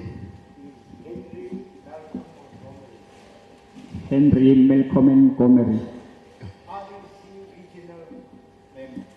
No problem. Yeah, I just want to intervene quickly. You are reading the message of the lady's name? Tandin Keys. Tandin Keys. Tandin Keys. No problem. Metandi. Yeah. Because there's issues about laying charges and so on. And might be diverted from the bill. I'm making a determination that you must see the lady over so that your issues are taken in the confidence and your security is secured. Don't unnecessarily expose you to issues that you might be not comfortable or when we have left, we will be going to our areas and we will be the subject of other issues. Ukuphepha kwakho ke ma kubalulekile ngakho sithi ke indaba yakho ikhulumeke lapha yake bazokulekelela ungayikhulumike la phambi kwenkombhobho. And then she can have. And then so that the gentleman, Mr. Henry, if there's issues pertaining to the bill itself, then you can talk to the brief. Ask Mama to go through there so that you can be in a manner that for your dignity and your safety there.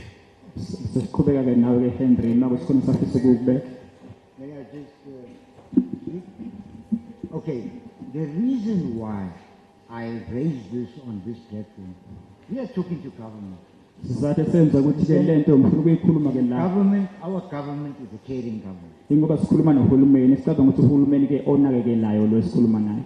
So, I have a second issue. Must I come to the back of the line? No, let us do it this way. Let us deal with the ladies' issue, and then the issue that you want to deal with it, that is the issue of the bill. If it is different from that, we make a determination with the chairperson.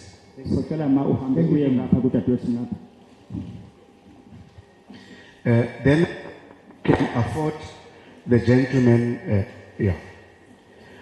to be two things. I would request that the mic shifts a little bit this side, because the interpreters there are making it difficult for the lady there they are suffocating, you know. Right. Sure. Now, assist yourself. Don't give us a whole background. Speak to the bill so that we can hear what you want to say about the bill. Then share it.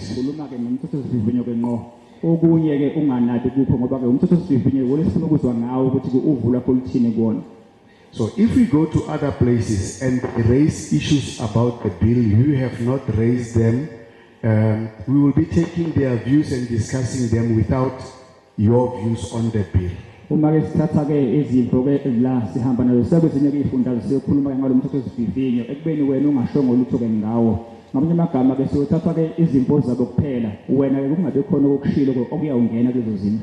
yourself that favor. Sanibonani malunga seParliament. Nani bosiphala. Nguprince igama isibongo ngokwamabaso. My name is Prince Mabaso. I greet the members of Parliament before me. Iqhamuka eWard 22 Mafambele branch YCL. I come from Ward 22 Mafambele branch from YCL. Alright, salo la ngizwe inkinga yamandla kaEskom.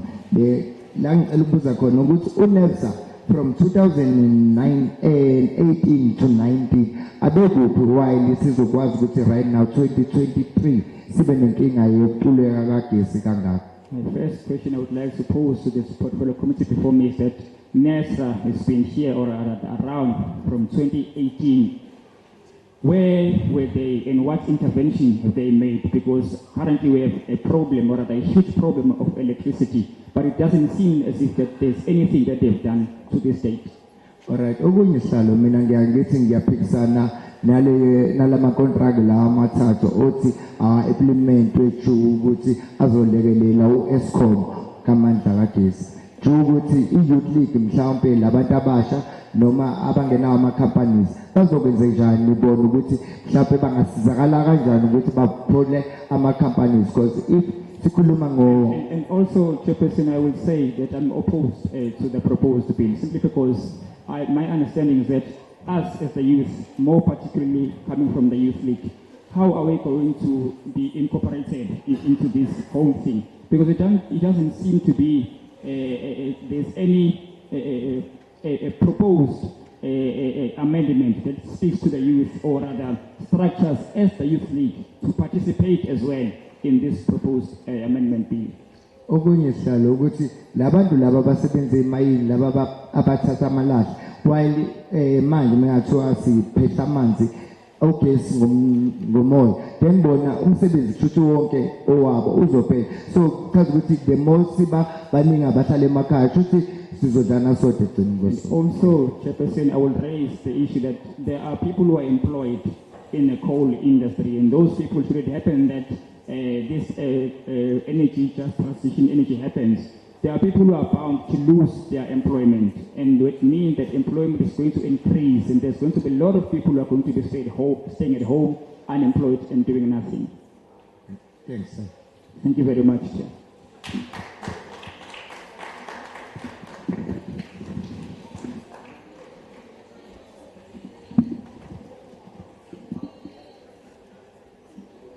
Babingelele abantu abasivakashele nababonke esifike nabo.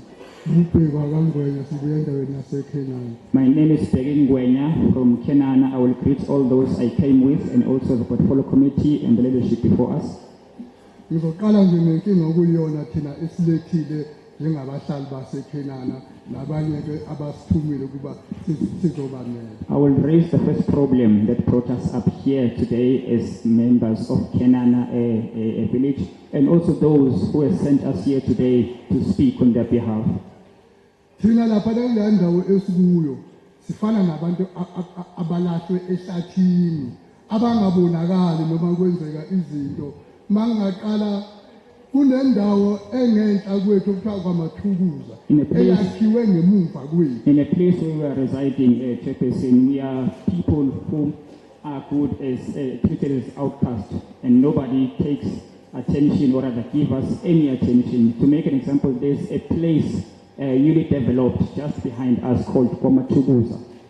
Kodwa ngoba izindlu zabo zisendleleni laba abasey'khundleni abafuna ukuyibonakalisa ngazo zakhiwa ngemuva kwezethu zabonakala ukuthi ngoba zisendleleni azizinhle zadilizwa zaqalwa phansi thina esilena ehlathini kwagcinwa ngezithembiso kuze kube namhlanje. Zikhona futhi ezinye sezakhiwe ngaphambi kwazo nazo ngoba zisendleleni sezakhiwe kahle. Thina ngoba sisehlathini laphayana siyekiwe ifini itraki lapha kithi azini. The problem that we are having, Chairperson, is that the project of housing that was happening in my area has been halted. However, those new residents, the new people who came to join from Kwamatuguza, has already received housing. A project that's happening there. Even all those older houses that were built there before, they've been demolished and new structures have been built. And we try to inquire as to why that is the case. We are told that no, it's because the leaders and those who want to be in power are using the road that passes in front of those projects. So that's a pathway that they use when they pass. So they want to show themselves that at least they are working, but forgetting that there are other people who are on the side of the bush that are not being paid attention to. Kunabantu laphayana abawelwa izindlu. Umuntu uwelwa yindlu afika afakelwe ithende. Ungahlala kanjani ethendeni elifishane elingaka unezingane? Uhlala lelo thende lize libhuke agcine ahambe. Abekho kodwa abantu abaqhamukayo ukuyivusa indaba. Kodwa uma nifuna amavoti bayaphuma abantu ningena house to house manifuna amavoti. Kodwa abantu mabeneyinkinga akekho kuqhamukayo ngena house to house. There are houses and structures Chairperson in my area that has collapsed long time ago. Unfortunately, there's no one from part of government who came to assist community members who have the problem I'm mentioning now. But when election time comes, we see people and the leaders that we elected coming to those areas and proposing that we need to go and vote. But no one attends to the cries of the people who had houses that collapsed long time ago and they never got any assistance from the part of government. Okay, siyazi vele ukuthi thina esiphansi sizitebhisi zenu osingokhaphethe bethu. Kodwa ngendlela manje senenza ngayo sokungaphezu kwamandla asakhona ukuyibekezelela into eyenzakalayo. We know that as people on the ground, we are used as carpets or other steps for those who want to escalate to positions of leadership.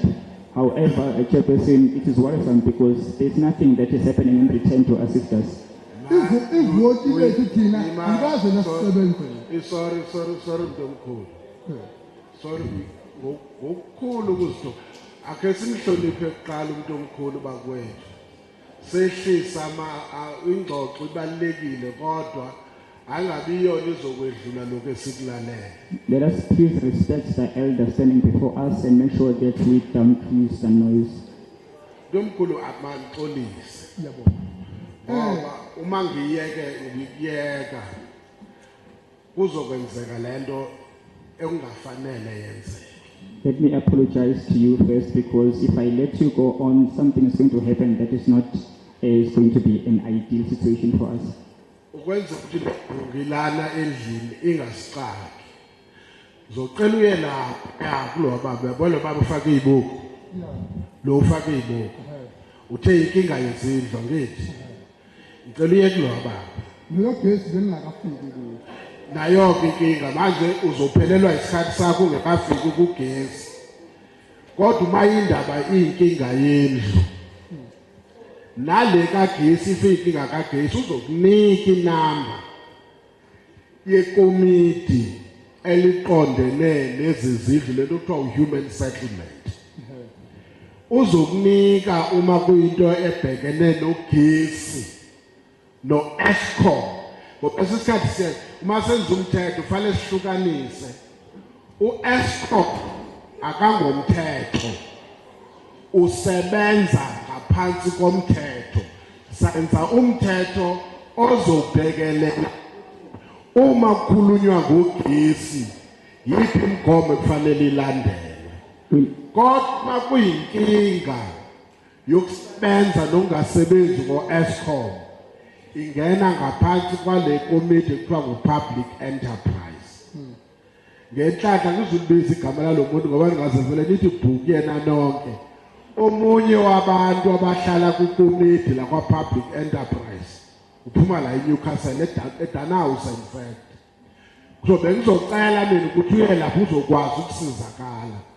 Bangakhala abasemva kwakho ukuthi abalithola ithuba ngoba besivulele ukuthi kukhulunywe isidaba lakho. Sisicela. We ask that you proceed to the gentleman seated on our far right with glasses. Ukudlula kuleli elalo gesi okukhulunywa ngawo. Kunenkinga makuzokhulunywa ukuthi ugesi uzophethwa kanjani ngoba leyo nto iqhamuka kulamazwe angaphandle. Okuyiwona futhi athatha wona lamalahla ahamba ayosetshenziswa wona. Kodwa thina kuthiwa la singabasebenzisi ugesi awuphethwe ngenye indlela nyama. And also, Chairperson, I believe there's a problem because we are told by those who are coming on the boundaries that are not within our country, and we are told that we are not supposed to be using coal. However, they come to our shores and buy the same coal that they are telling us not to use. So that is quite confusing, Chairperson. Thank you. Next.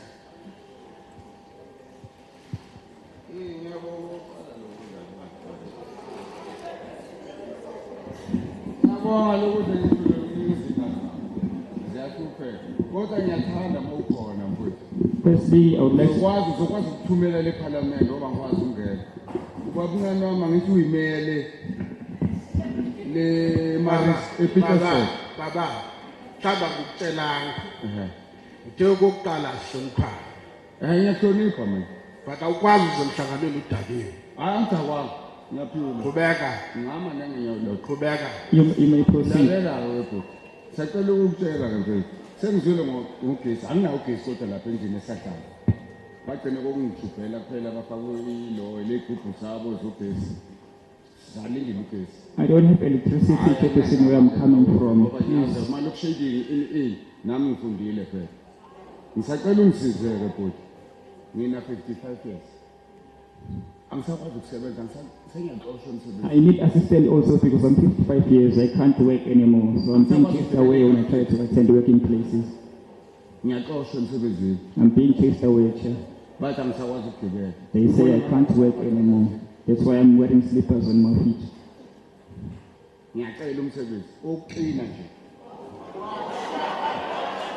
Baba, Ngicela phansi. Oh. Please sit down. Ambuhle sakho bese uqina. Kodwa mina nawe asivumelane sobona mina ngixolise na uxolise ngizocela nje amaphoyisa laphandle. Mina nawe sihlangana lapha amaphoyiseni sobabili sifuthe sibone ukuthi ngempela mina ngiphuze umuthi wokukhwehlela we-flu nawe uphuze umuthi wakho we-flu azositshela ukuthi ikuphi okurong esikwenziwe. Don't worry, saphansi manje. Next. Please sit down, take a seat. We'll meet outside and then we'll speak there. Thank you very much.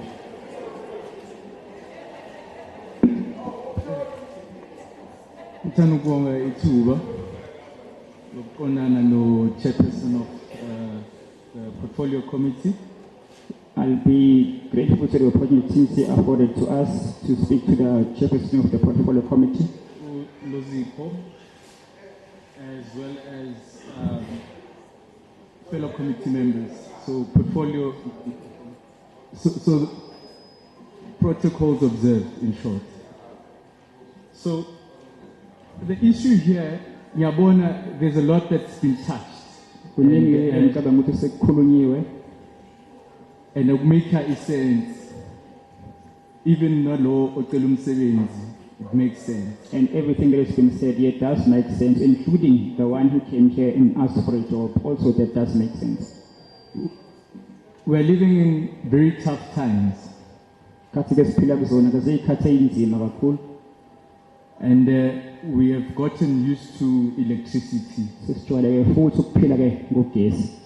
To leave it is close to impossible. So in brief, I'm just going to touch on maybe 2 or 3 points just to get clarity from the comrades, as it were.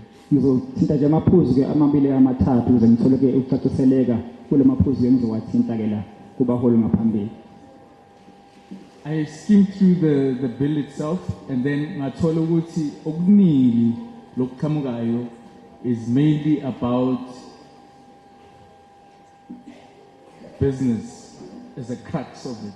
It's ngengabheka kakhulu ke ngesikhathi ngicubungula nje la kancane ngibuka wona kumthetho sivivinyo ke lo okhulume ngawo ngabona ukuthi ke uxhomeke kakhulu yazi kweza amabhizinisi yona into ke leyo ke ebhekwe kakhulu ke mangibuka kumthetho sivivinyo ke lo.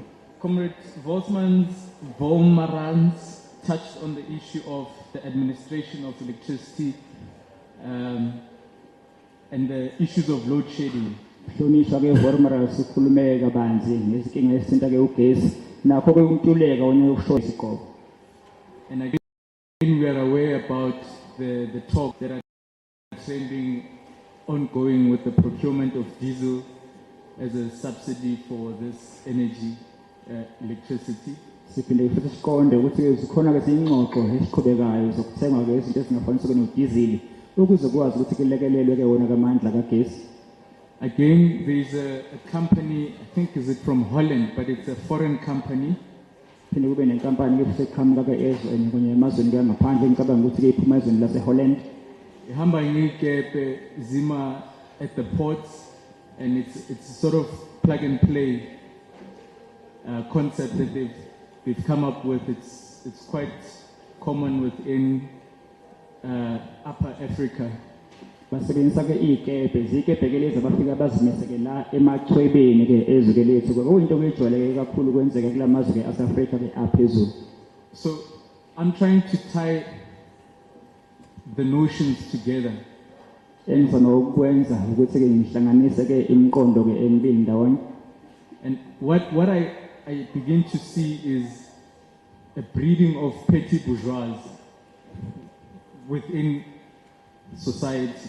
Esengiqala ke ukubona ke manje ke ngombono wami ukuthi ke futhi sekunalabo ke asebefuna kube wonqiwankulu ke abasha abazoqoqobala ke nje abanye ke la emphakathini ke sihlala kuwo.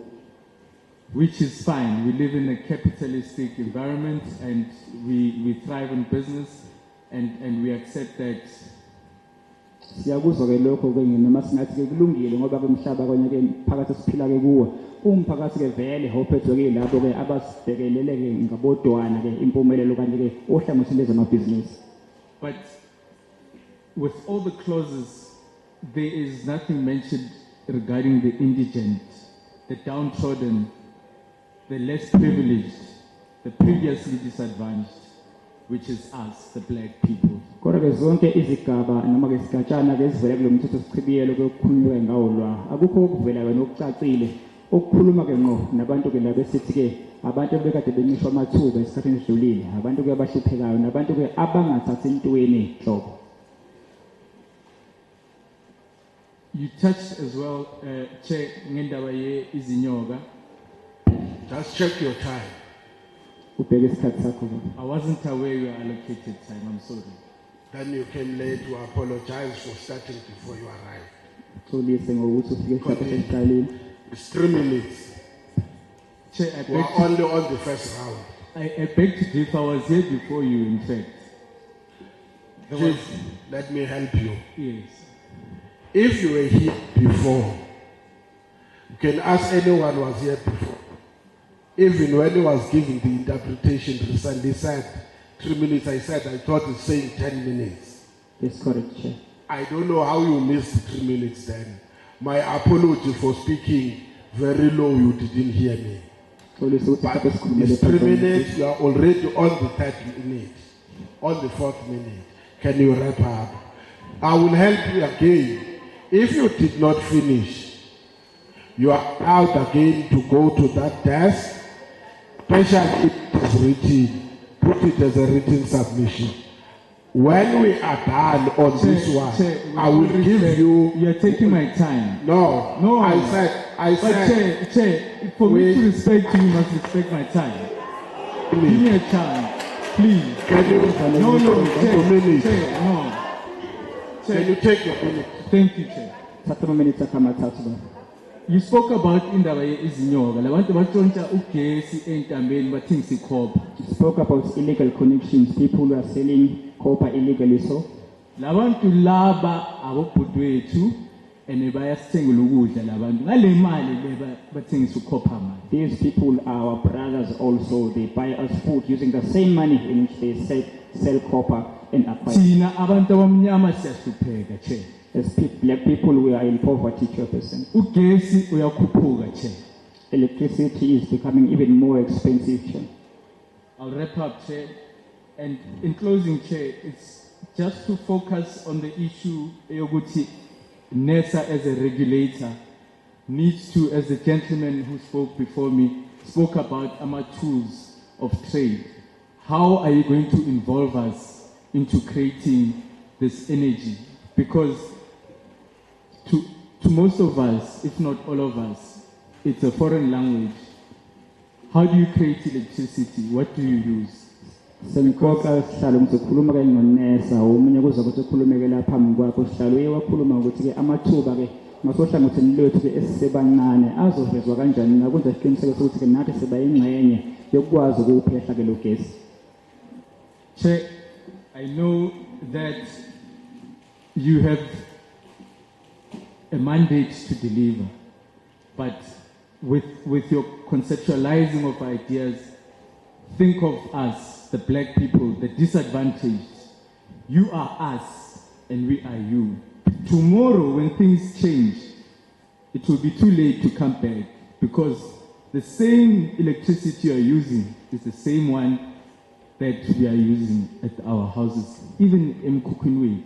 Semkoka nje sihlalo ngizocela ukuthi ke nibhekisise kabanzi ohlangothini lwethu njengabantu abamnyama abahluphekayo abangenalutho abantu abangenawo amandla ukukhokhela ugesi obizayo ukhumbule ukuthi ugesi kusetshenziswa ke yithi uyefana ke ngqo nalogesi osetshenziswa ke wena ke sihlalo ngesinye isikhathi uma izinto yishintsha kuba inkinga yethu ke sonke ake kuba inkinga yethu kuphela esihlala ke emkhukhwini. As a third element of power, as Parliament, we know you have power and you can decide for us. You can help us. Thank you. Ingxenye yesithathu ke iParliament linawo ke amandla ukuthi ke lisilekelele njengoba ke iParliament linawo ke amandla kusezandleni njengoba ke silekelele siyabonga kakhulu.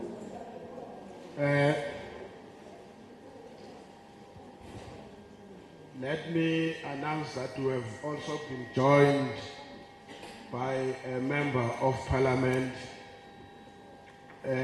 Honorable Sibiya abamazi bathi usisidudu. Sikuveze ukuthi ke sesihlanganyeleke nelunga leParliament ke umhlonishwa uSibiya ebabazi kangcono bathi ke usisidudu. Just one thing, because as we are sitting here, we are members of Parliament from different political parties. Njengoba sihleli ke la singamalungu ke eParliament kodwa siphuma ke emaqenjini kezepolitiki ahlukene.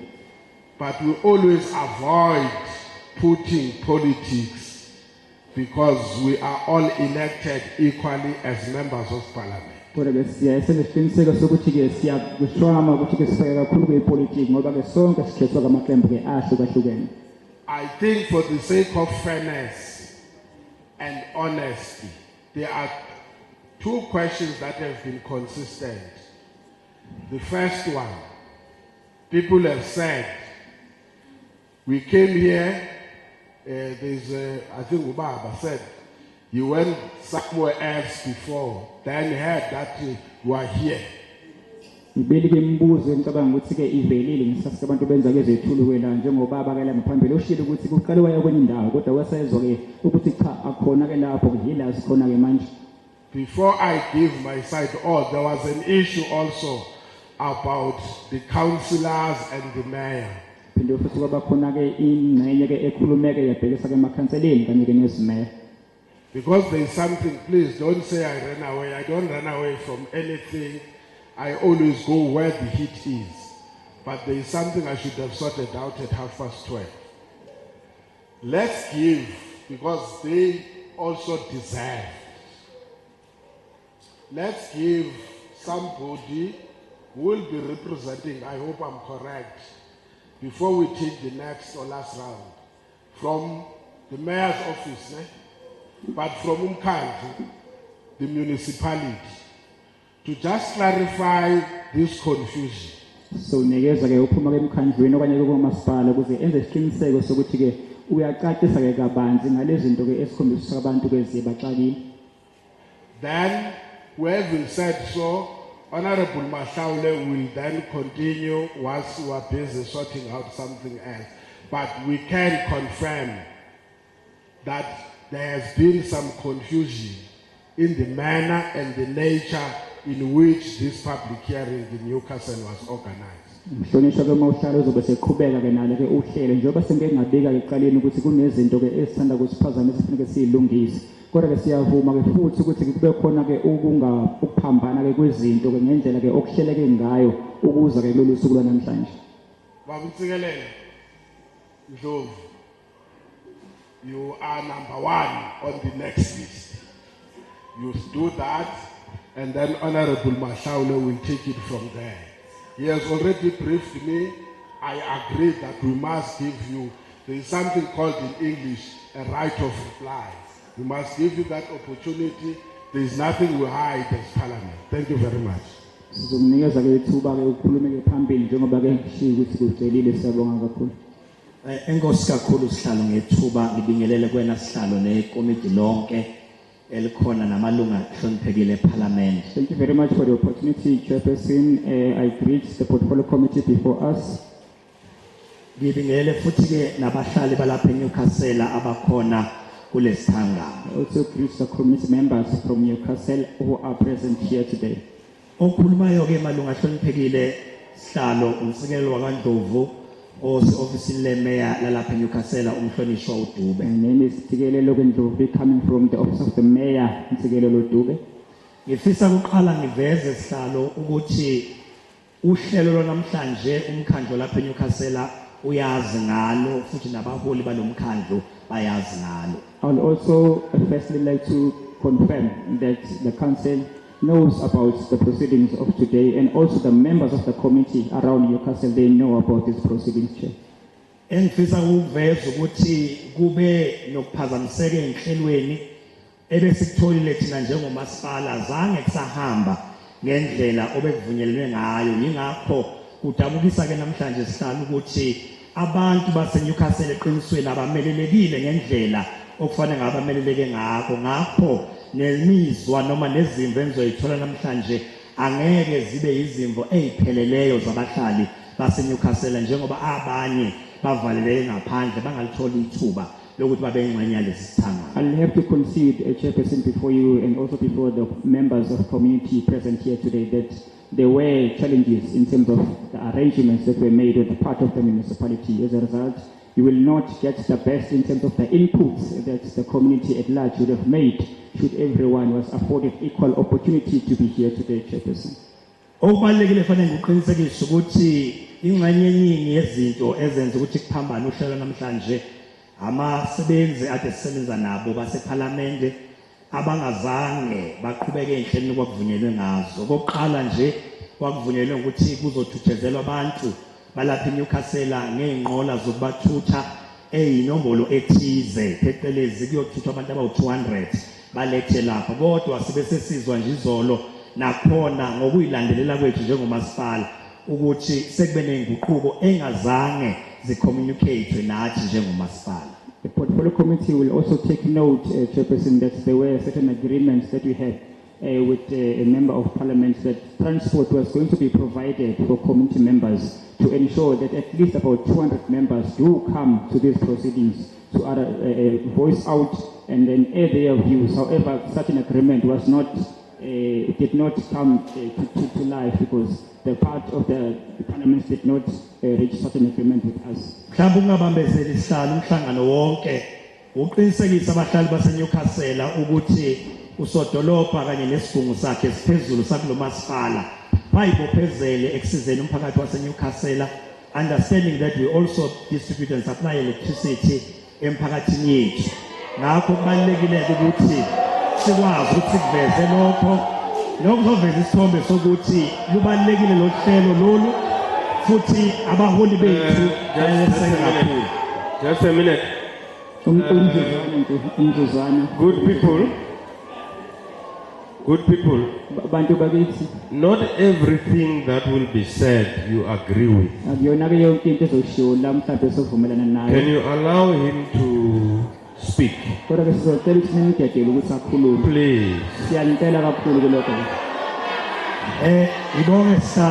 Please.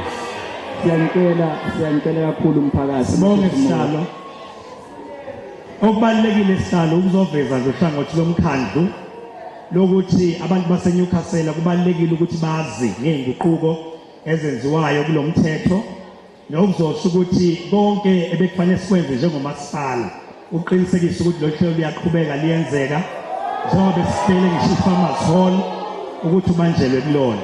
So iloko ke sihlale sithi ukuveza ukuthi egameni labaholi bethu ababambeke emhlangano weESCO njengamanje njengoba umeme ngekho la basemhlanganweni wesigungu esiphezulu ukuzokhulumisa zona izinto nezinselelo ezibhekene nomphakathi waseNewcastle nokuthiwa izisombululo ekulezi inkinga umphakathi wakithi obhekene nazo. What is important, Chairperson, is that people of Newcastle must know and understand that as the leadership, we are doing everything in our powers to ensure that we help them, we assist them, we do everything to ensure that they get the needs that they deserve. However, there are challenges that are concerning us on the part of the legislature as well. We concede to that, Chairperson. So that is our submission, Chairperson. Uguti, the municipality played its role in the arrangement of this session, and we were unfortunately let down by some of the colleagues from the parliament who did not commit to ensuring that the community is mobilized accordingly. Thank you so much, Chair.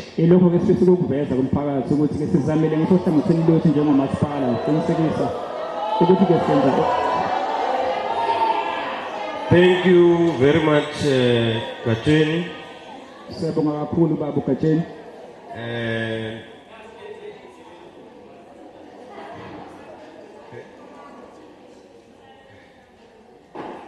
Yeah, no, thank you very much. Good people will proceed with the hands that we wish to identify.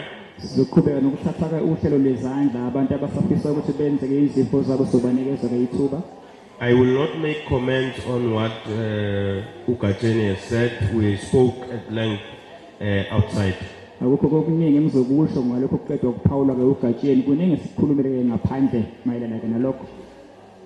I will take, okay, let me put it clear. There's a new chairperson. New rules. And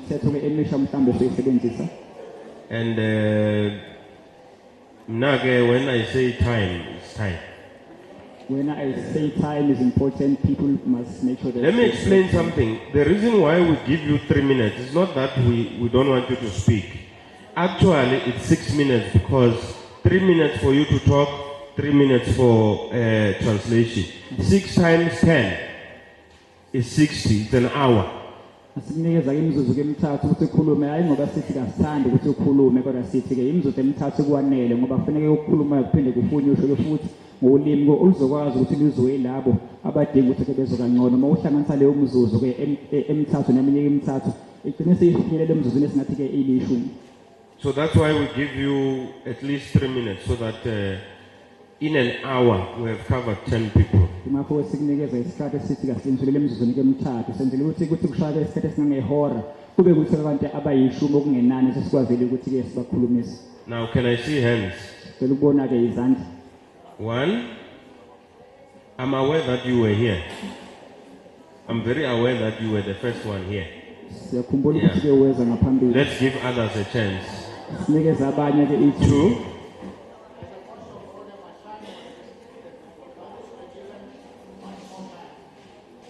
Can you come here?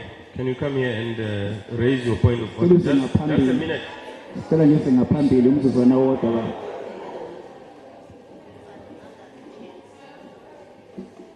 you, Chair. As a point of order, I was restricted to 3 minutes and I noticed that the others were given much more time. Agreeably, it was justified, but because I was first, I was restricted to 3 minutes. I think I should be given another opportunity to talk.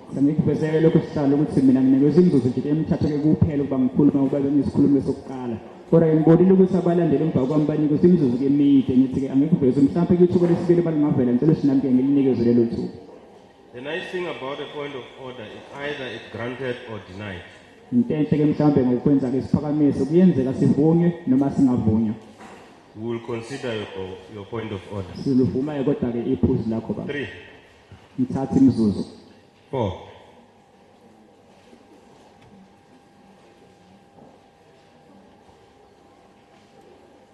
5.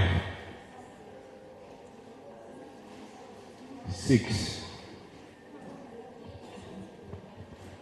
There are 3 people seated in a row, in one row.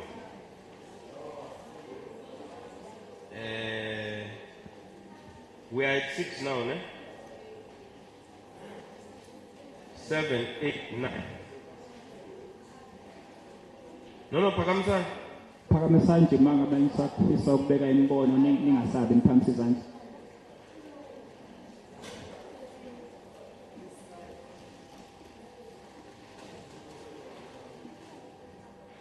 10, Mama. So, protection services, this is what I want you to do for me. There are people, 1, 2, 3. After we are dealing with these people, take those 3 and put them on the chairs. I want them. So we'll have 13 in total.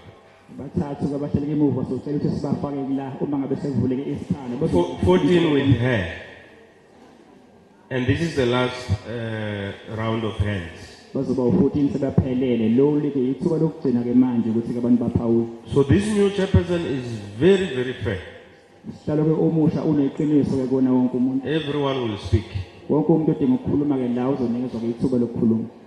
Number 1, I am going to be strict on time. Mama go phambili usihlala uzobheka ukuthi isikhathi ke esiwu3 minutes akhulume ngaso kwenza sona qobo. Siyabonga.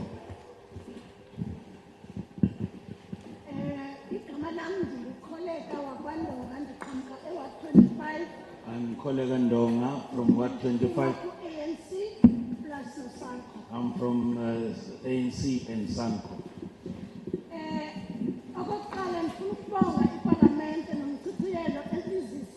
Wona phambi kwethu ngoba sibhekene ne-load shedding I would like to appreciate Parliament for coming with this proposed bill for us to confront load shedding. Umciciyelo lo wokuthi ugesi uphethwe nangomoya ngiyahambisana nawo. Wind generation of electricity, I support. Okunye esifuna ukuthi iParliamente libe nomthetho oqinile, isandla esiqinile kwindaba yokutshontshwa kagesi. We want Parliament to increase their punitive measures on on the theft of electricity.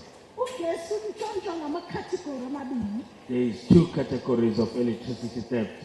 Ngamaphara lapha qhoba icable ngezantsi. Is this para that cut the cables paras, or this ngabasizi bapha Eskom and abaqhashwa baka Eskom abatshontsha ugesi beputshela abanye abantu ngoba an ordinary person can't go ugesi ngoba ngiyawoyika uzomtshisa.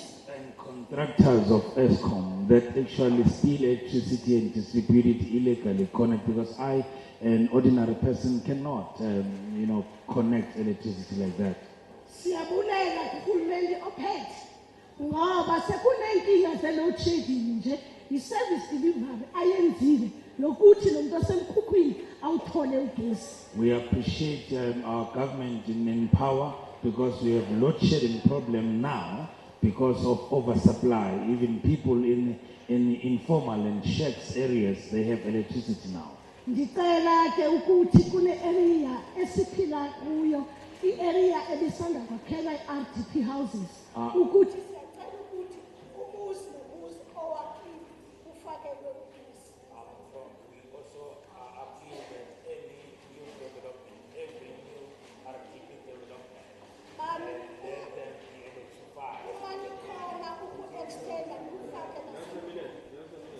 you can even go to informal settlements. Ngiyabonga. Thank you so much.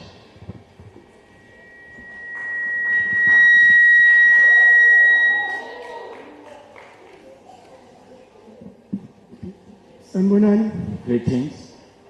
Ngibingelela ubuholi bonke abangaphambili, sibonge ukuthi nize eNewcastle neParliament. Greetings to the leadership in front. Thank you for coming to Newcastle as Parliament. Ningixolele uma ngabe lokho engizokusho mhlambe kuzohluka kakhulu okufunekayo. Ngiyazi kufuneka siphikise ibhili noma sisupporte ibhili. Do pardon me if I may deviate a bit. I know we're expected to support or reject the bill. Njengoba mhlambe kuphela akukho la kule ngicela ukuthi ngibuze ukuthi angasiza kanjani iParliament.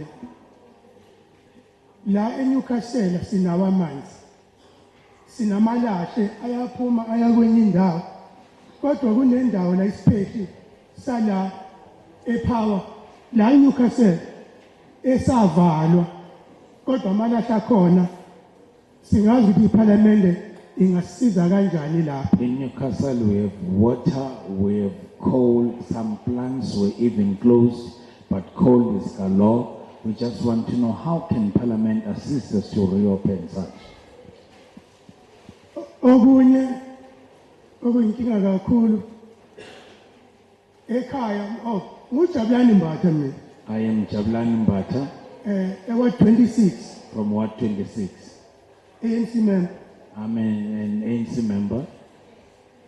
Laphana ku 26 lapha engakhe khona kuneyintambo zikagesi, the heavy load ehamba phezulu komuzi. In Ward 26 we've got heavy load current power lines just above somebody's house. Ngavimbeleka ukuthi ngangifuna ukwakha ispace, ngabona ukuthi ngeke sakhele ngoba cishe ingane ziyothinta. I wanted to develop a double story. I could not go ahead because my children would be exposed to those power lines. Amaplan akhona azemabili. Space kodwa angikwazanga ukukhanda. I even got 2 house plans for the double story house, but I couldn't develop. Okunye okubuhlungu kakhulu ukuthi uma ngayikwenzeke kunqamuke noma yodwa intambo lapha imizi elaphishe yonke The danger we face is that if there could be a cut of one of the lines, all those houses in that neighborhood would be set ablaze. angazi mhlawumbe iphamende ngasiza ngapha I'm not sure whether Parliament can intervene. mhlawumbe kodwa mangathi ngiyayisupporta le bill mhlawumbe kungenzeka ukuthi ningisize lapha ekhaya Maybe yabo if I can say I support the bill, probably you'll come and help us.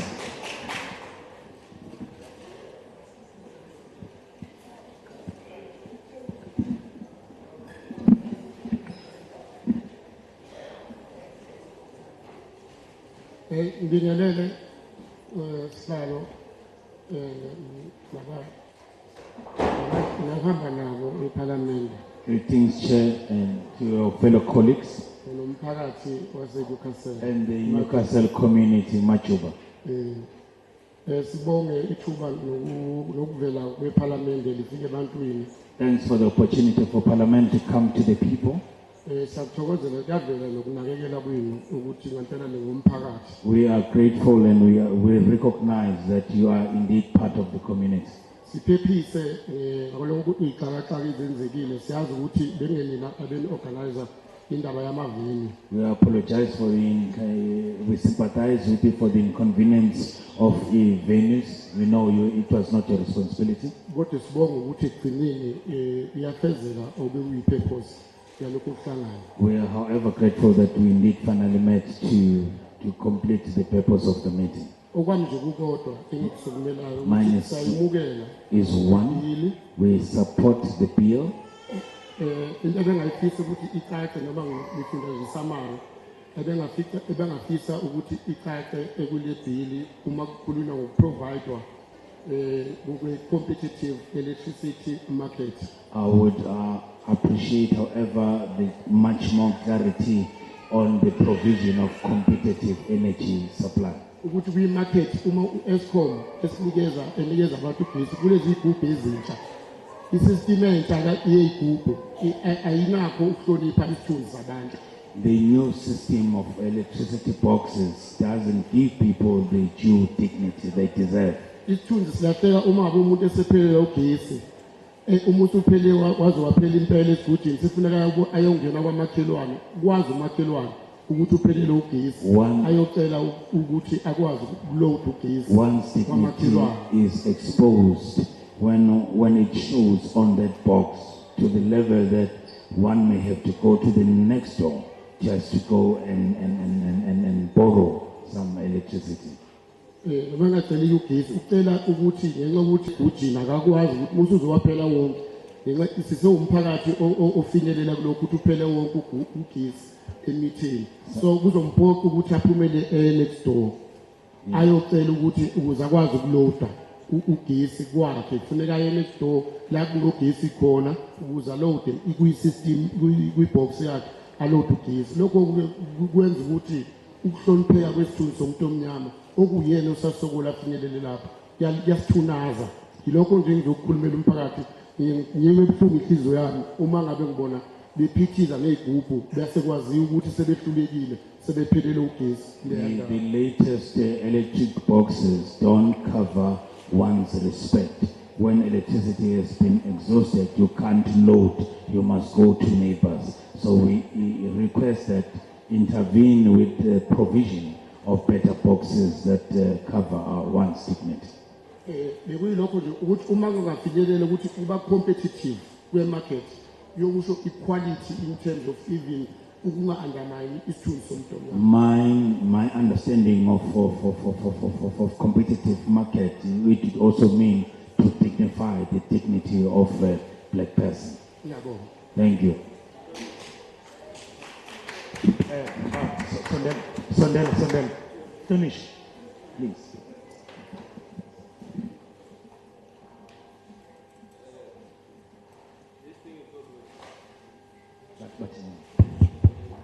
Mhlonishwa, bengizocela igama lakho nesikole.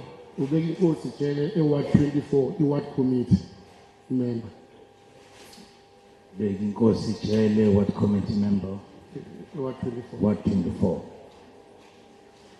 Siyabonga.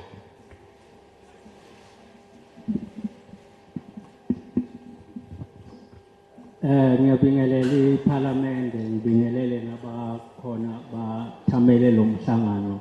Greetings to Parliament and all those in attendance. Igama lami nguMenzi Buthelezi, ngiqhamuka endaweni yaseNomandini ku Ward 21. I am Menzi Buthelezi from Nomandini in Ward 21. Ngiqale nje ngokuxolisa kakhulu kwiParliament. Into eniyibona lana ni njengeParliament into eyenzeka kithi. May I start by apologizing to Parliament. What you see happening today is what is happening to us. Umanizwa umuntu obika ngezindlu eminyangweni kagesi kufana nathi masinenkinga emaplazini mawuthi uyobika something bakutshela ukuthi hamba ka legal aid hamba ka land affairs mawufika khona ugcine ungazi ukuthi fika kanjani eParliament. Those of us staying in farms, you go and report your matters. You are told go to land affairs, go to legal aid. You end up not knowing how do I reach Parliament. Ngokwazi ke ukuthi iParliament iwona mnyango wokugcina oyishaya umthetho eSouth Africa ingakho nizwa abantu babuye babike nokungale kwabo. That's why you see people reporting to you even matters beyond the ambits, because that's the frustration you face. Umthetho esizokhuluma ngawo ukuchithelwa ngiyawuchitha. The proposed bill I reject in my from my perspective. Ngiyuchitha ngalipi ngifanisa nomuzi onekamera elilodwa kepha bahluleka ukucleana bese ba-add amanye amakamero ucabanga ukuthi kuzolunga yini. The reason I reject is like someone having one room and they fail to clean up that room, instead they add more rooms. Njengabahlali ke base South Africa kuyihlazo ukuthi eminyakeni ongaka sathola inkululeko amanani kagesi ayehla akhuphuke singazi lutho ukuthi kwenziwa yini kungani ugesi ka 100 rand kube u32 units. It's an embarrassment that since we took power the rate of electricity is going down, is going up without an explanation, without a proper understanding. Why would you pay 100 rand for electricity yet you get 32 units? You get 32 units. So uma ke sisahluleka ukuyicontrola lento sinesiphethe esodwa uEskom mangabe sesikhandela when we're still failing to regulate, when we still have one supply which is Eskom, if we have more supplies, if you open up the market, then how are we going to control? That is my reason why I reject this bill. Speaker wethu obeka lapha uthe simphathise nomphako. Our speaker said we should give you this takeaway.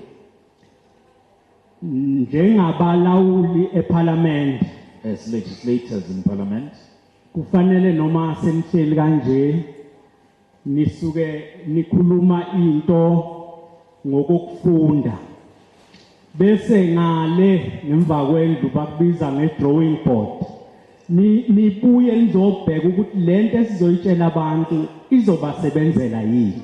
My takeaway submission is that when you go to your drawing board to discuss matters for our submission, please ask yourself, whatever we're deliberating, is it gonna help our people? Njengamanje ke sisebumnyameni ngidlulisa direct eParliament. We are in darkness now. Ngingumhlali wasemaplazini. I stay in the farms.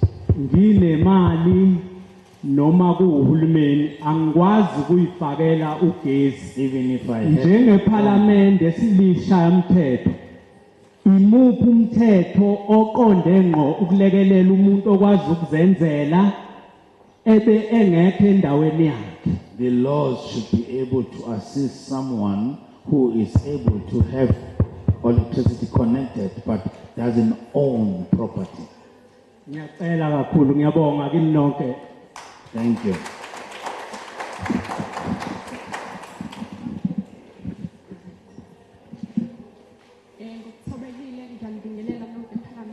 Greetings to, greetings to Parliament. I am Busiswa Mthembu. I'm from Ward 31. From Team Sugar, Councillor. I have this one complaint about electricity. July 10, a transformer bent.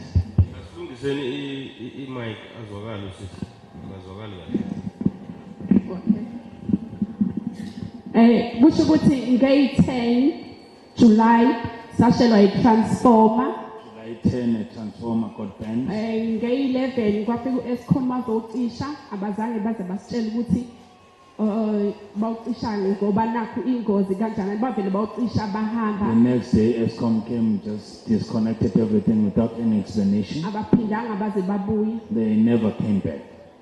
Sizamile sumphakathi sibafonela sibathinta senza konke basitshela ukuthi bazoza baze bafika ngoSeptember. We have phoned them, tried to reach to them as community up until they came back in September. Mabefika bakhipha igubhu babuya ngakusasa bazonqamula intambo ngayo September. They took out boxes and they came back and disconnected and cut actually the electricity cords.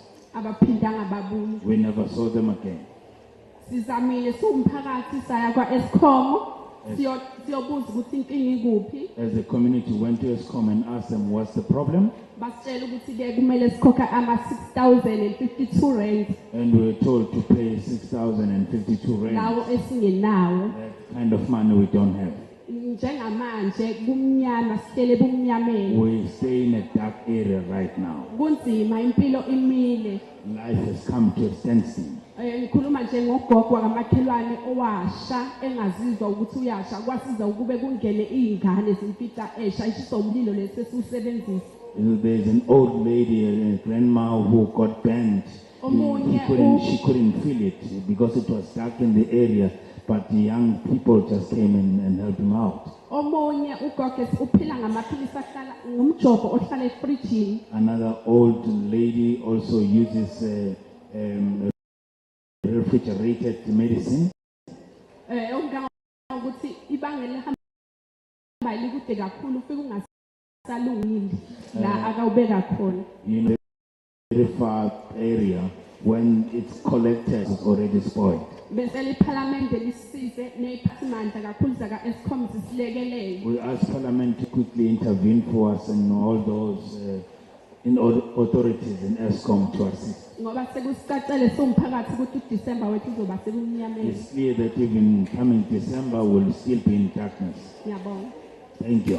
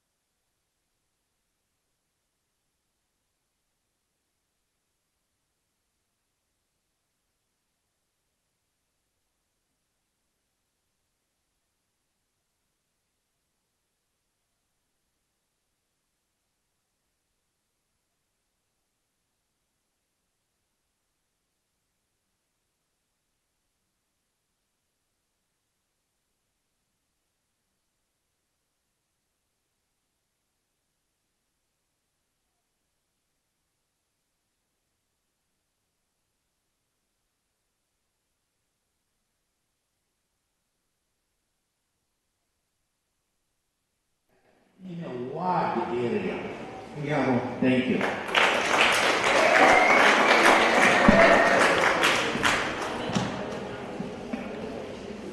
Ngiyabingelela kusihlalo weParliament. Greetings to the chair of the parliament.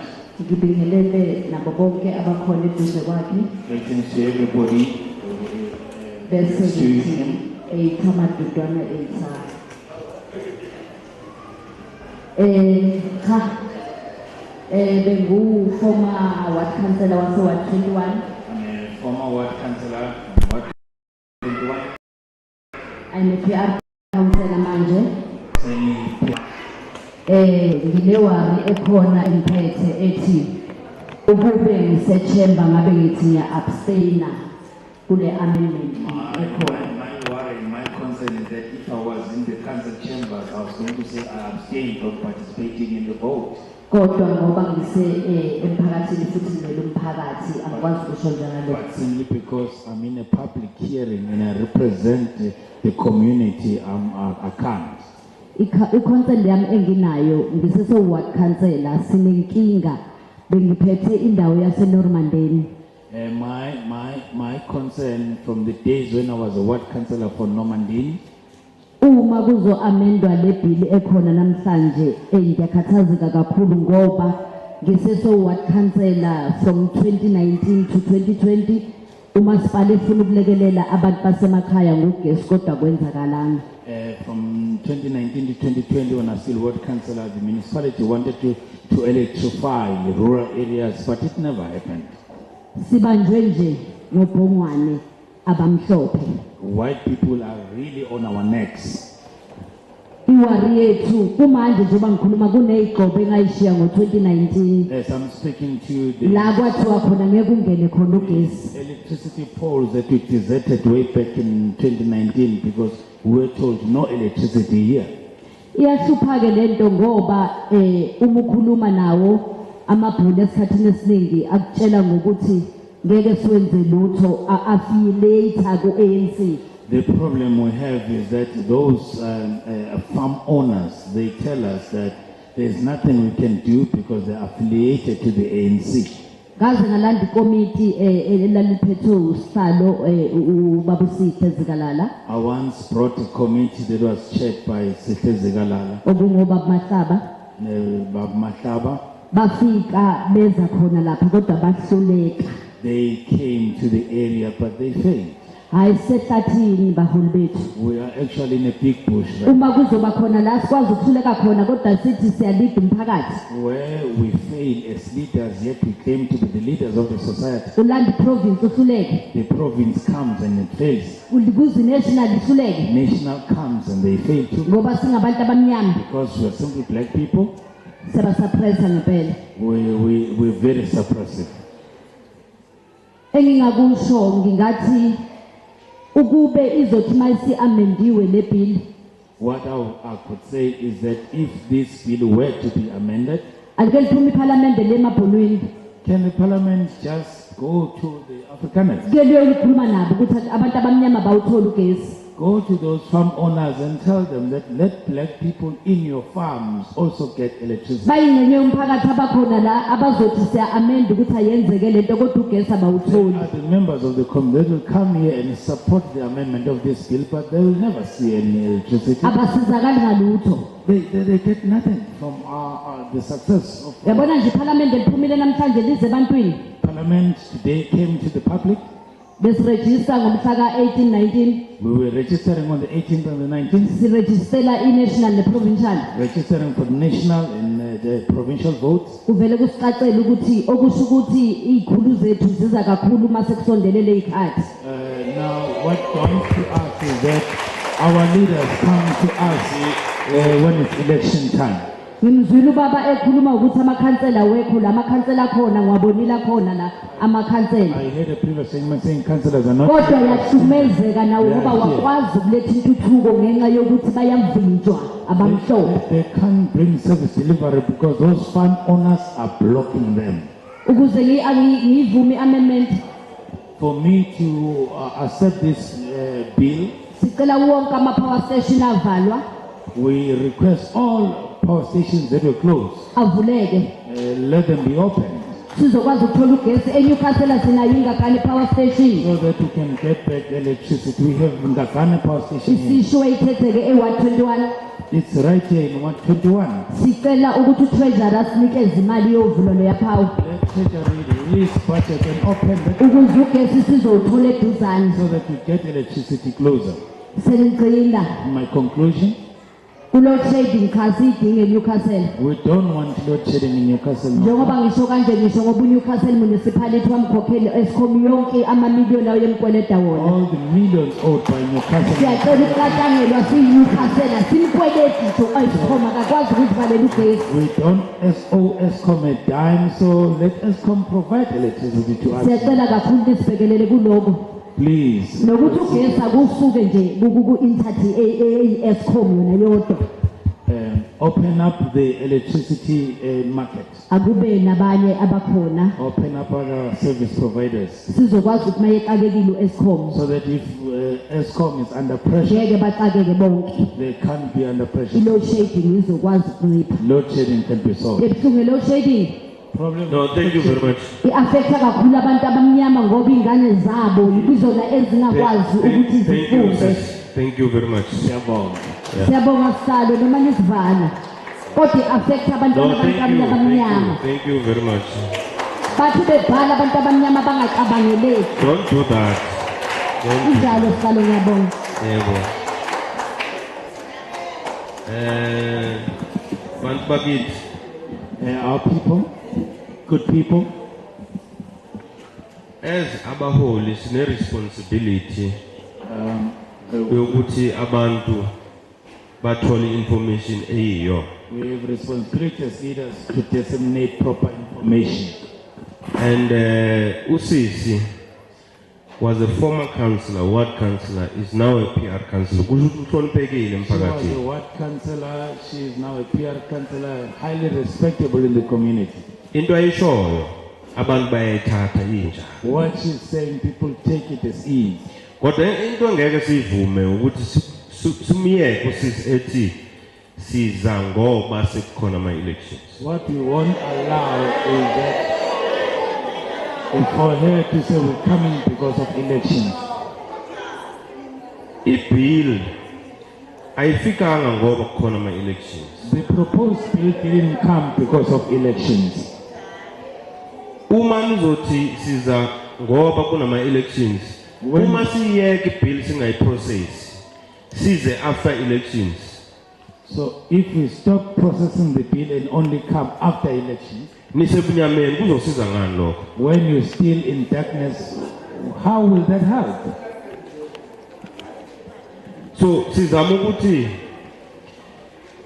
si ama political parties ahlukene asizanga ngoba kukhona ama elections. If besizela ama elections bekuzoba inhlangano eyodwa eza kunina izokhuluma nani ngoba ifuna nivote. We are members of different political parties. If we came for elections, it was going to be one party coming, not all parties coming to talk to you. Siyenza umsebenzi enasithumele eParliament ukuthi siwenze and sizowenza nangesikhathi sama elections. We are doing parliament business that you sent us to do, and we'll do it even during election time. And siyavuma ukuthi nisithuke makuthi nasithuka kodwa sila ngesikhathi sama elections. If you feel like swearing at us, we'll allow you to do that, do it at your pleasure. But we will do business. We assure you we are here to do business you mandated us to do. Thank you.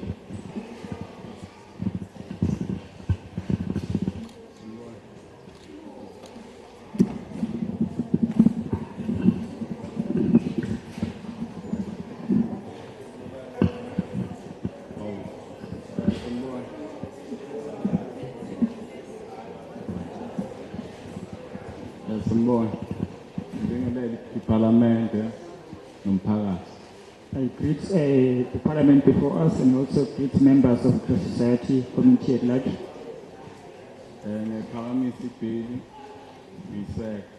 I am supporting the bill.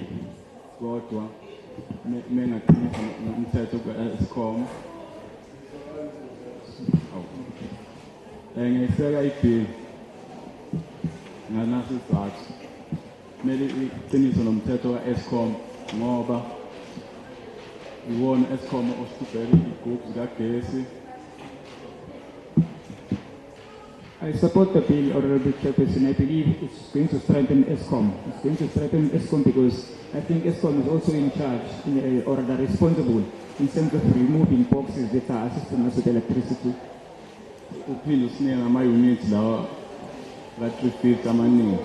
And the same people are also. Just a minute. Ngicela uphakamise izwi ngoba yabona le camera ukhuluma nabantu abang 2 million and plus. Awukhulumi nje nala abantu abaseholeni. Ukhuluma nama South Africans are more than 2 million. Manje abakuzwa. Please raise your voice because there is a constituency of 2 million people who are also part of these proceedings. Ensure that you raise your voice so that everyone can hear what you're saying. Ngibingelela iParliament nomphakathi. The great Parliament and the community. Igama lami ngikhuleka ngakazikalala. My name is Ayanda Skalani. Ngiyaphakamisa ibhili kodwa mengaqinisa umthetho naka Eskom ngoba uwona Eskom ositubhele igroup uphinde usinike nalama units lawa angekho emthethweni. I support the bill, Chairperson. However, I would say that ESCOM does support us in terms of the unit. However, those units are not the legal units. And normally Parliament kuza kuthina sizophasisa ibhili bengicela phinde libuye lizophasisa imithetho yama-plus. I also appreciate Parliament for coming to us and ensure that this bill gets the recognition it deserves. I urge Parliament to also come back to us again and pay attention to the farms. Thank you.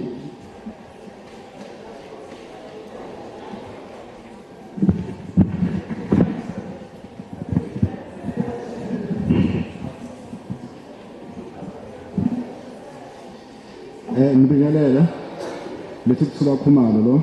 My name is Lethula Khumalo. I grace the portfolio committee before us. Isakhamuzi. Umthetho lo zochithikelwa ngiyawukhahlela. I reject the amendment bill or the proposed amendment bill. Isizathu lo mthetho ngukhahlela nje ingoba uzokwenza worse ukugqilaza komuntu omnyama. The reason why I'm rejecting this bill, Honorable Chairperson, is because I believe that it's going to worsen the situation of a black person. Imuphi umuntu omnyama njengamanje onemali okuzenzela ugesi wakhe ukuze awudayise udayisele Eskom. Which black person that can be shown to me now that has got enough financial muscle who can be able to generate electricity and then sell same to Eskom?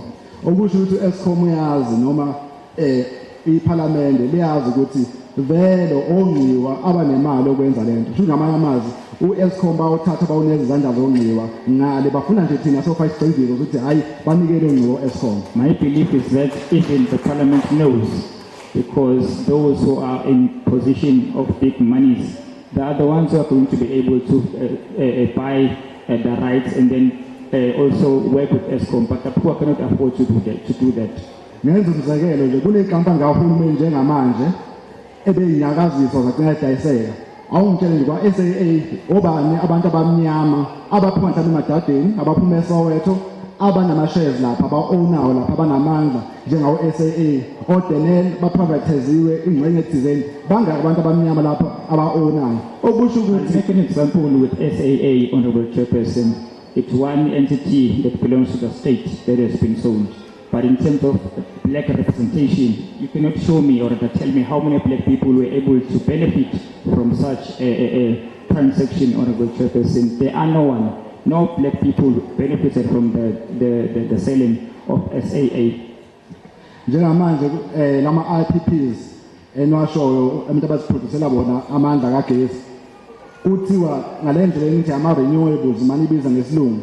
Ukuproduce iwater elodwa ukubiza ngokuphindaphindiwe nokumqhathanisa ngokuphehla ngamalahle la sinawo amaningi. Even the IPPs that you've proposed to us, it doesn't seem to be of any assistance, because if you were to speak about one unit, it's going to double in terms of the price or rather the amount or rather the expense that is going to come with. Angitshele imuphi umuntu omnyama ozokwazi ukukhokha lo gesi othi ugesi nawo uyasiphuca manje ukusikhanyele endlini. So if I may to ask, which black person is going to afford electricity? My understanding is that it seems as if even this electricity is now being taken away from us because we will be left with no electricity to use in our households. Kuthiwa asinciphise ukusebenzisa amalahle eseningizimu Afrika kodwa ilahle liwuchithisayo lapha kithi. We are told to reduce using coal in this country, but that is the one mineral resource that we have as in abundance in this country. Kodwa laba bathi asinciphise njengo-Germany, o-UK, o-Australia bebayizamile into ama-IPPs noma ukuphehla ngomoya babuyele muva kule ilahle thiwa thina siphume kule ilahle imuphi umqondo okuyenzayo lokho na? Ironically, countries like Germany and others, the same countries that are telling us to stop using coal, failed to make a transition to this generation that they were suggesting. However, they seem to be coming back now to the same coal that they're saying we should stop using. Mawulalela izinhlangano ezithi ziyimele ezingama-proponent Eskom or-unpublished bathi reason yalokho ukuthi benzele kube competitiveness kune-competitiveness egesi ngagesi. Awungitshelele ngoma uma uzofaka abantu aba-private into abayizele i-profit. U-Eskom uma ye-under u-government uzele ukuzoseva i-community okusho ukuthi i-cost kagesi iyaphezulu futhi kakhulu. We are told that these companies that are going to work in conjunction with Eskom are privately owned, which therefore means that they're only there for profits and nothing else. However, we understand that at least Eskom does understand that electricity prices shouldn't be as high as the ones that will be proposed definitely by the companies that are private. Umuntu omnyama akanamhlaba, akanamayini, manje senephuka amabhizinisi la bese wa-owner ngokuhlanganyela abizwa ngokuthi akahulumeni nawo seniyawathatha nithi umuntu omnyama akasale enami abesigcila kakhulu nalokho ayikhona ngesikhathi sobandlululo. Black person does not own any piece of land. There is no mines that are in the names of black people. So even the electricity that we believe we are entitled to, you seem to be taking that away from us too. Amandla umuntu omnyama, amandla. Amandla umuntu omnyama, amandla. Bon. Thank you very much for your question.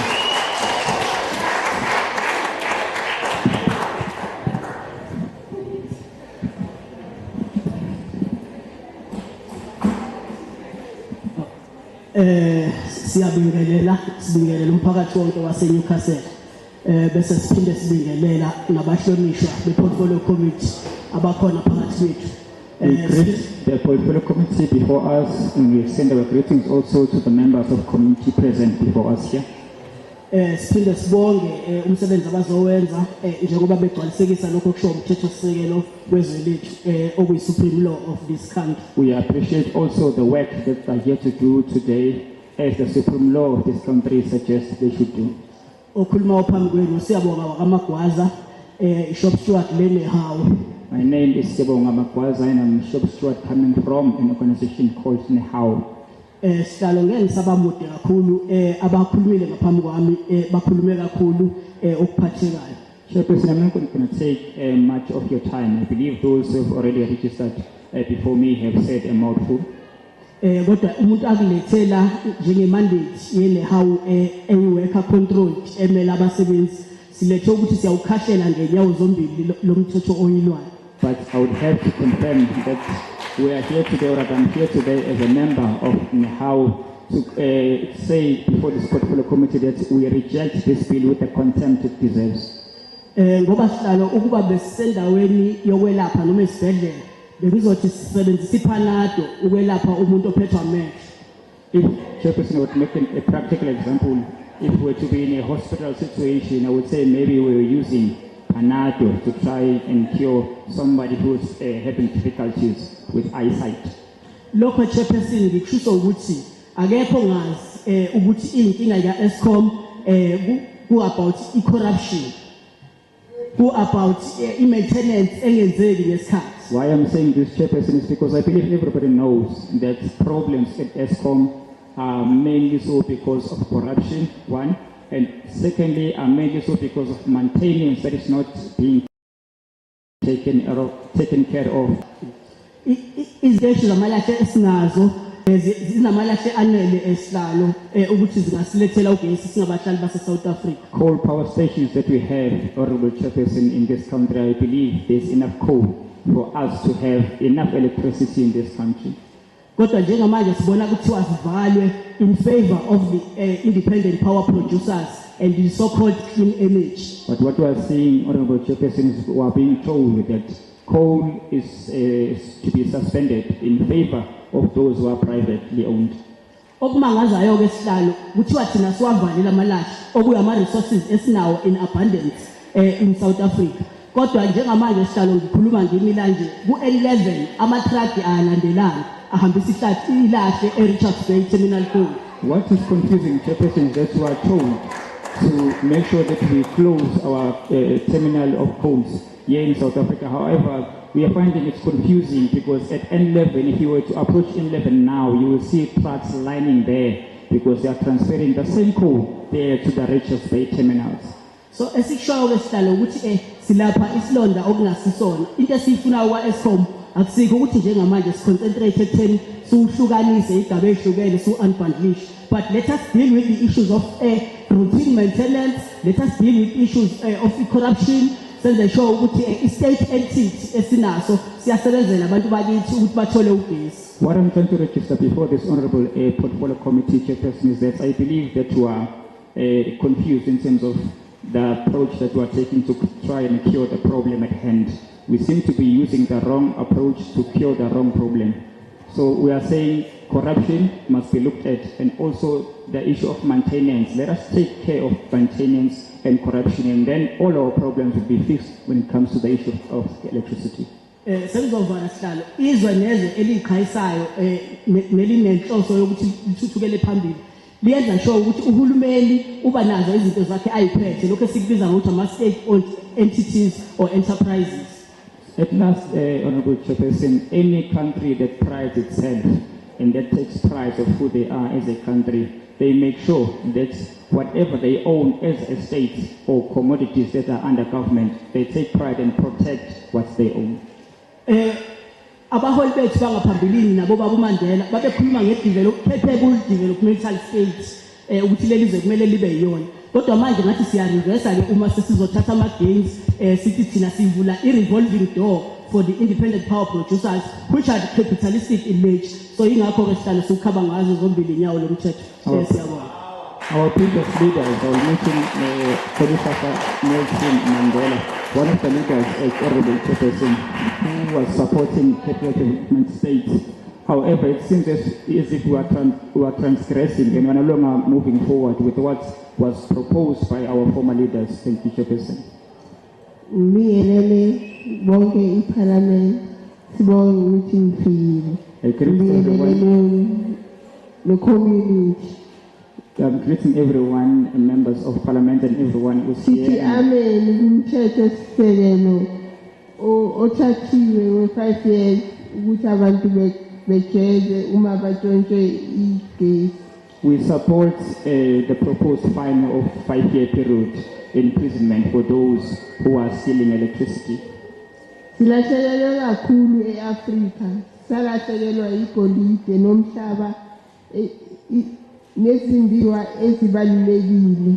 We have lost a lot, Honorable Chairperson, in Africa. I will make mention of minerals such as gold and other minerals as well. Zadliwa sahlutha kabuhlungu ngoba sinsundu siswele amandla imali ngokuba siswele imali. All those things were taken from us, Honorable Chairperson, because we do not have the final muscle to defend our own. Ngicela ubumbano eAfrika. Ningayeki nje ngeParliament niphinde nitayise ngamalahle futhi emazweni angaphandle ngoba silambile.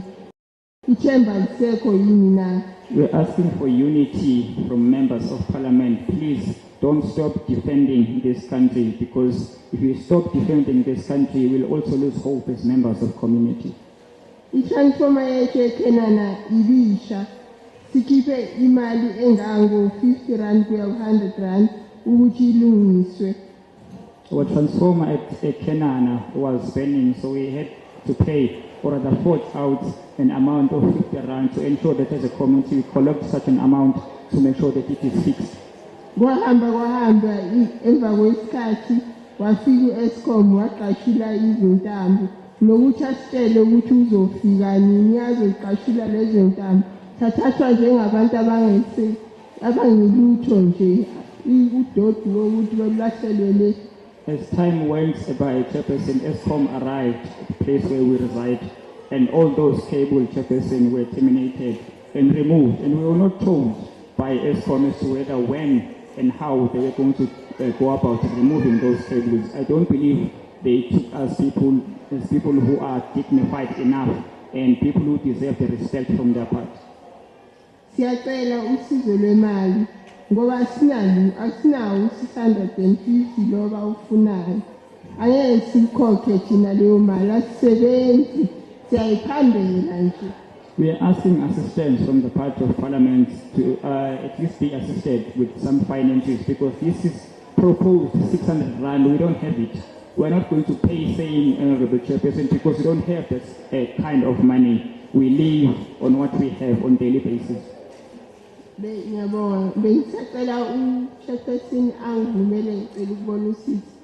you very much, Chairperson. If I may be granted the opportunity to see the lady on my right. Thank you very much, people. Let me take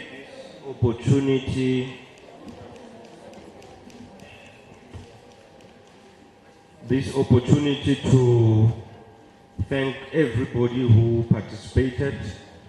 All your views are valuable.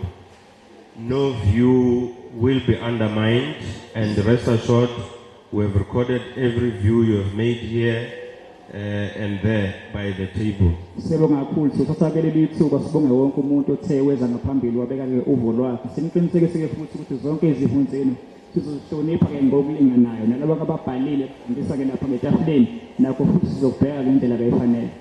Before I give back to the chairperson to summarize the meeting, there was an order raised by the elderly there appealing that I must give him a second round to speak. No,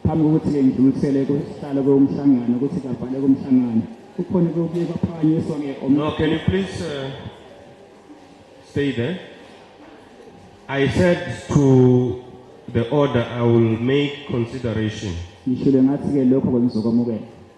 Here is my consideration. At 2 o'clock, we have made an application that we are going to attend National Assembly, which is Parliament session that is sitting exactly at 2 o'clock.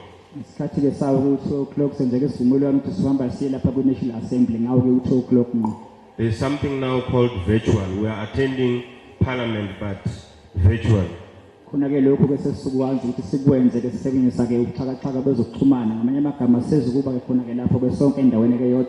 It's 5 minutes to 2.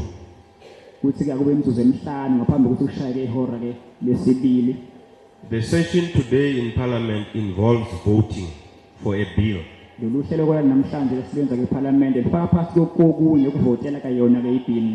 Which is very important, not this bill, another bill. So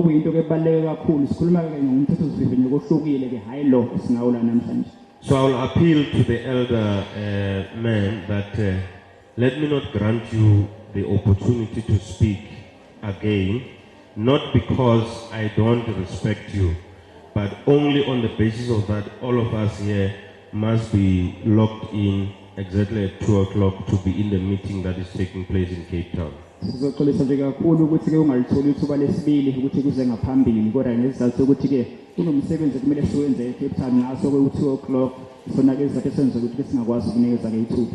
The way I was raised by my parents is to respect old people.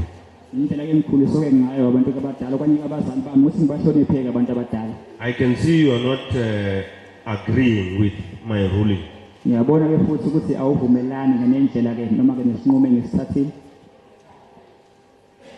I will allow you to say what you want to say. It's not within my nature to undermine old people. That is what Mandela said, and I appreciate what you have said. But you have seen the response. You need to come and spend another 2 days in Newcastle or a week. Otherwise, you're disrespecting the people. Not me. There are even children here, tiny children. We worry about another country which has better hospital facilities, but you heard what was it. It's a pathetic state. I am recommending and I demanding that you come back for 2 more days to Newcastle and fire all those people who disrespected you all. That is the councillors and the municipality, because you all are the rule makers and they have disobeyed you. You should fire all the councillors who didn't come today, and the Parliament has the right to do that. Thank you very much. Point well taken. The chairperson will make a consideration to your views. Thank you very much.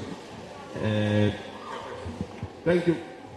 But Mr. Newcastle, siyabonga kakhulu. Let me just say a few things. Unfortunately, odd man, those rules that exist in Parliament today were done by Mandela in 1994. We can't do otherwise. We are working. Committees of Parliament have a starting time and an ending time. 2,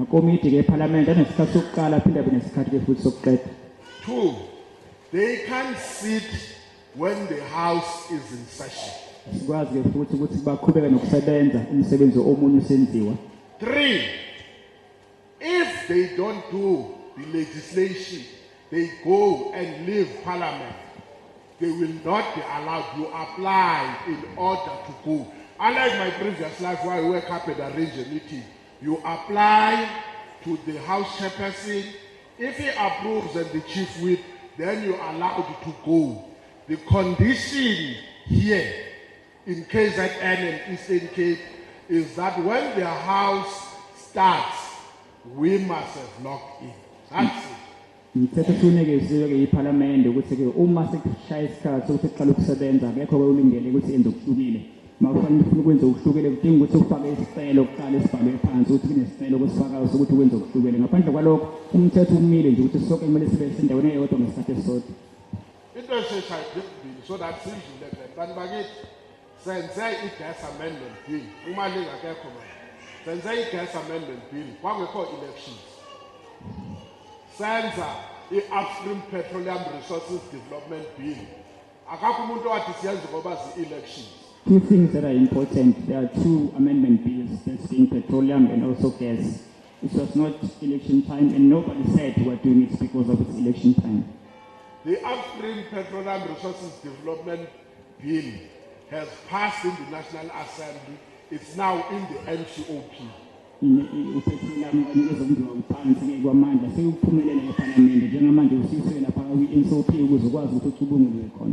This bill was brought to the committee on the 16th of August.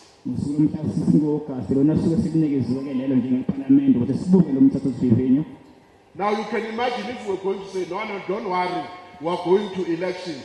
South Africans come first, not political parties' interest on elections.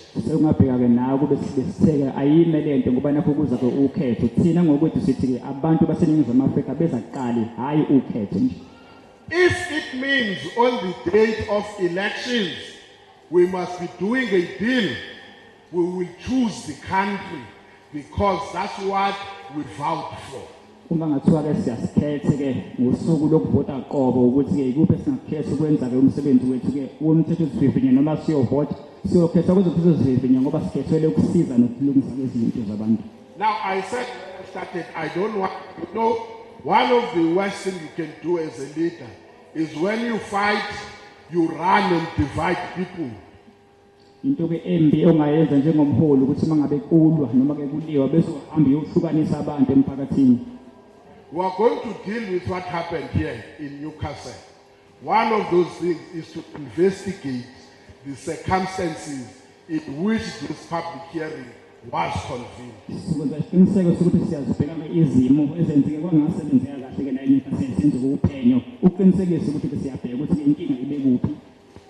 if it is the officials of parliament who sabotage this public hearing, then heads must roll. Uma kwamalungu eParliament enze ukuthi kube nzima ukwenza umsebenzi namhlanje kusho ukuthi cha abantu kufanele bekunqisa amakhanda ngempela kubona. Because one of the things I always say, the biggest problem in the state is that people, they do wrong things, they get paid at the end of the month, there's no consequences for their failure. Into ngisho ke ukuthi inkinga sinako uhulumeni ukuthi abantu kabazikhulu benza izinto ezingekho right engazilungile kungabe khona ke imphumela behole futhi makuphela ke inyanga kube ngazose bayabonga. That's that to share with you. It's correct that if you go to Recasville, you get a shock of your life how much of our coal is going offshore. Zimbili izinto engizozithi ngesixoxe nani uyomangala mawungaya Richards Bay uthola ukuthi mangakanani amalahle ke aphuma ke lapha echibeni lase Richards Bay. But some of you are not correct. These people never complained about us closing mines. They say we must close coal-powered stations. Kodwa la ngicabanga ukuthi nenza khona ke iphutha la kutheni labantu abaze bafake isikhalazo ukuthi ke sivaleke ezimayini kodwa bathi ke ukusebenzisa kamalahle iyona ke into leyo abacabanga ukuthi ke inenkinga fanele ke imiswe. So we must close our power stations that are coal-powered. But we should not close our mines because they get the coal from these mines. Ukusho ukuthi singawayivala ke iziteshi ke siphetha ke ugesi ke zisebenzisa kamalahle kodwa hayi ukuhambisa ke ngaphandle. You know what does that mean? It means there's something called carbon footprint. It means if they take coal from South Africa to their own countries, they are seen as less emitters compared to us. For us, we are left with the trademark of being polluters because we've got coal mines. Inkinga lesibhekene nayo ukuthi bona njengabantu abanganazi imayini ezikhiqiza kamalahle ababukeki njengabantu abangcolisa ke umoya ngoba bawathatha amalahle nje lakuthina bese bewasebenzisa ke ngaphesha kwezilwandle ithina kuphela esigcina sifala sibukwa njengabantu abanamalahle noma ke simayini ezikhiqiza amalahle bese singcolisa ke ngawa umoya. But it's a discussion now. I will discuss that case when I'm being asked as a chairperson, where did you get that position? I'm just explaining how the issue of pollution is interpreted. It is not interpreted on the use of coal. It is interpreted on the origins of that coal, which means South Africa is one of the major polluters because we mine coal. But that coal is correct when it goes somewhere else, not here. Esizama ukucacisa ukuthi ke thina siyawamba ke amalahle ke phansi ngakho singabuka siqhathanise nabantu ke abawathengayo kuthina bese bewasonke emazweni ke aphesheya. No, it's not a political position, it's just to clarify how the process works. I want it to be understood. Engikushoyo angikusho umgqoko esigqoko sepolitiki kodwa nje ngizama ukucacisa ukuthi wonke umuntu ola ngaphakathi kube ukuthi ke uyaqonda kahle. But as we have said, now I will request that you take the pen and the paper, your phone and your fingers. Njengoba ke ngishilo ngicela ukuthi ke manje uthathe ithuba usondeze iphepha eduze kwakho nepeni ke lokubhala nalo libe seduze. In the meantime, we are trying to see what happened here. We don't know what will be the outcome of that investigation. But we are finishing this public hearing officially in terms of our program on the 30th of November in Nelson Mandela Bay. Ngosuku mhla ka-30 kuNovember sobe sesiqeda ke zonke ke izimpo zokuthi abantu ke bathini sobe sesibheka ukuthi ke kulolu hlelo namhlanje ekuphi ke la ukuthi kwangahamba khona kahle. In the meantime, you can write to the portfolio committee and write to A boss. A boss, boss is BOSS. A boss at parliament.gov.za. Email ke aobos@parliament.gov yona ke. It's aboss@parliament.gov.za. Njengoba ke ibiza isihlalo sithi sibhale njengoba injalo. Ubambe kahle nje bese chilo. Siyabonga nje. Or you can write to A Kotse. Kotse is KOTZE parliament.gov.za. Okumngana mali kwabe ngifuna ukulungisa into. Umncomile wathi ngisuke ngalethi akumina yikomiti elivumelana ukuthi akhe siye kwamanye ama-district esingazange siye kuwona ngaphambilini. And le district ikube yenye yawo. Kodwa ngiyangicela bantu bakithi. Ngamtshela ngelela bengimlende ngifuna ukuthi uzoxoxa naye. Wathi ukhokha 15,000 wayeThekwini. Asikho isidingo sika 15,000 ngesikhathi. Sebenzisa leya number. Ubhale noma yini hayi eka Eskom bakwethu akakazi kilo Eskom. Ubhale noma yini ekuthinta izimbiwa phansi lezamanzi. Anything you use that, can use that email, write anything that has got to do with mining and energy, but not Eskom. Zonke izinto ezithinta nje ezeyimayini nezokukhiqizwa kagesi ngaphandle ka-Eskom ngabhala lapha kula ma-emails ade washo uSihlalo. Don't wait for us to come. You have the right. If you don't have that time, go to the constituency office. Leave the logo that you find outside.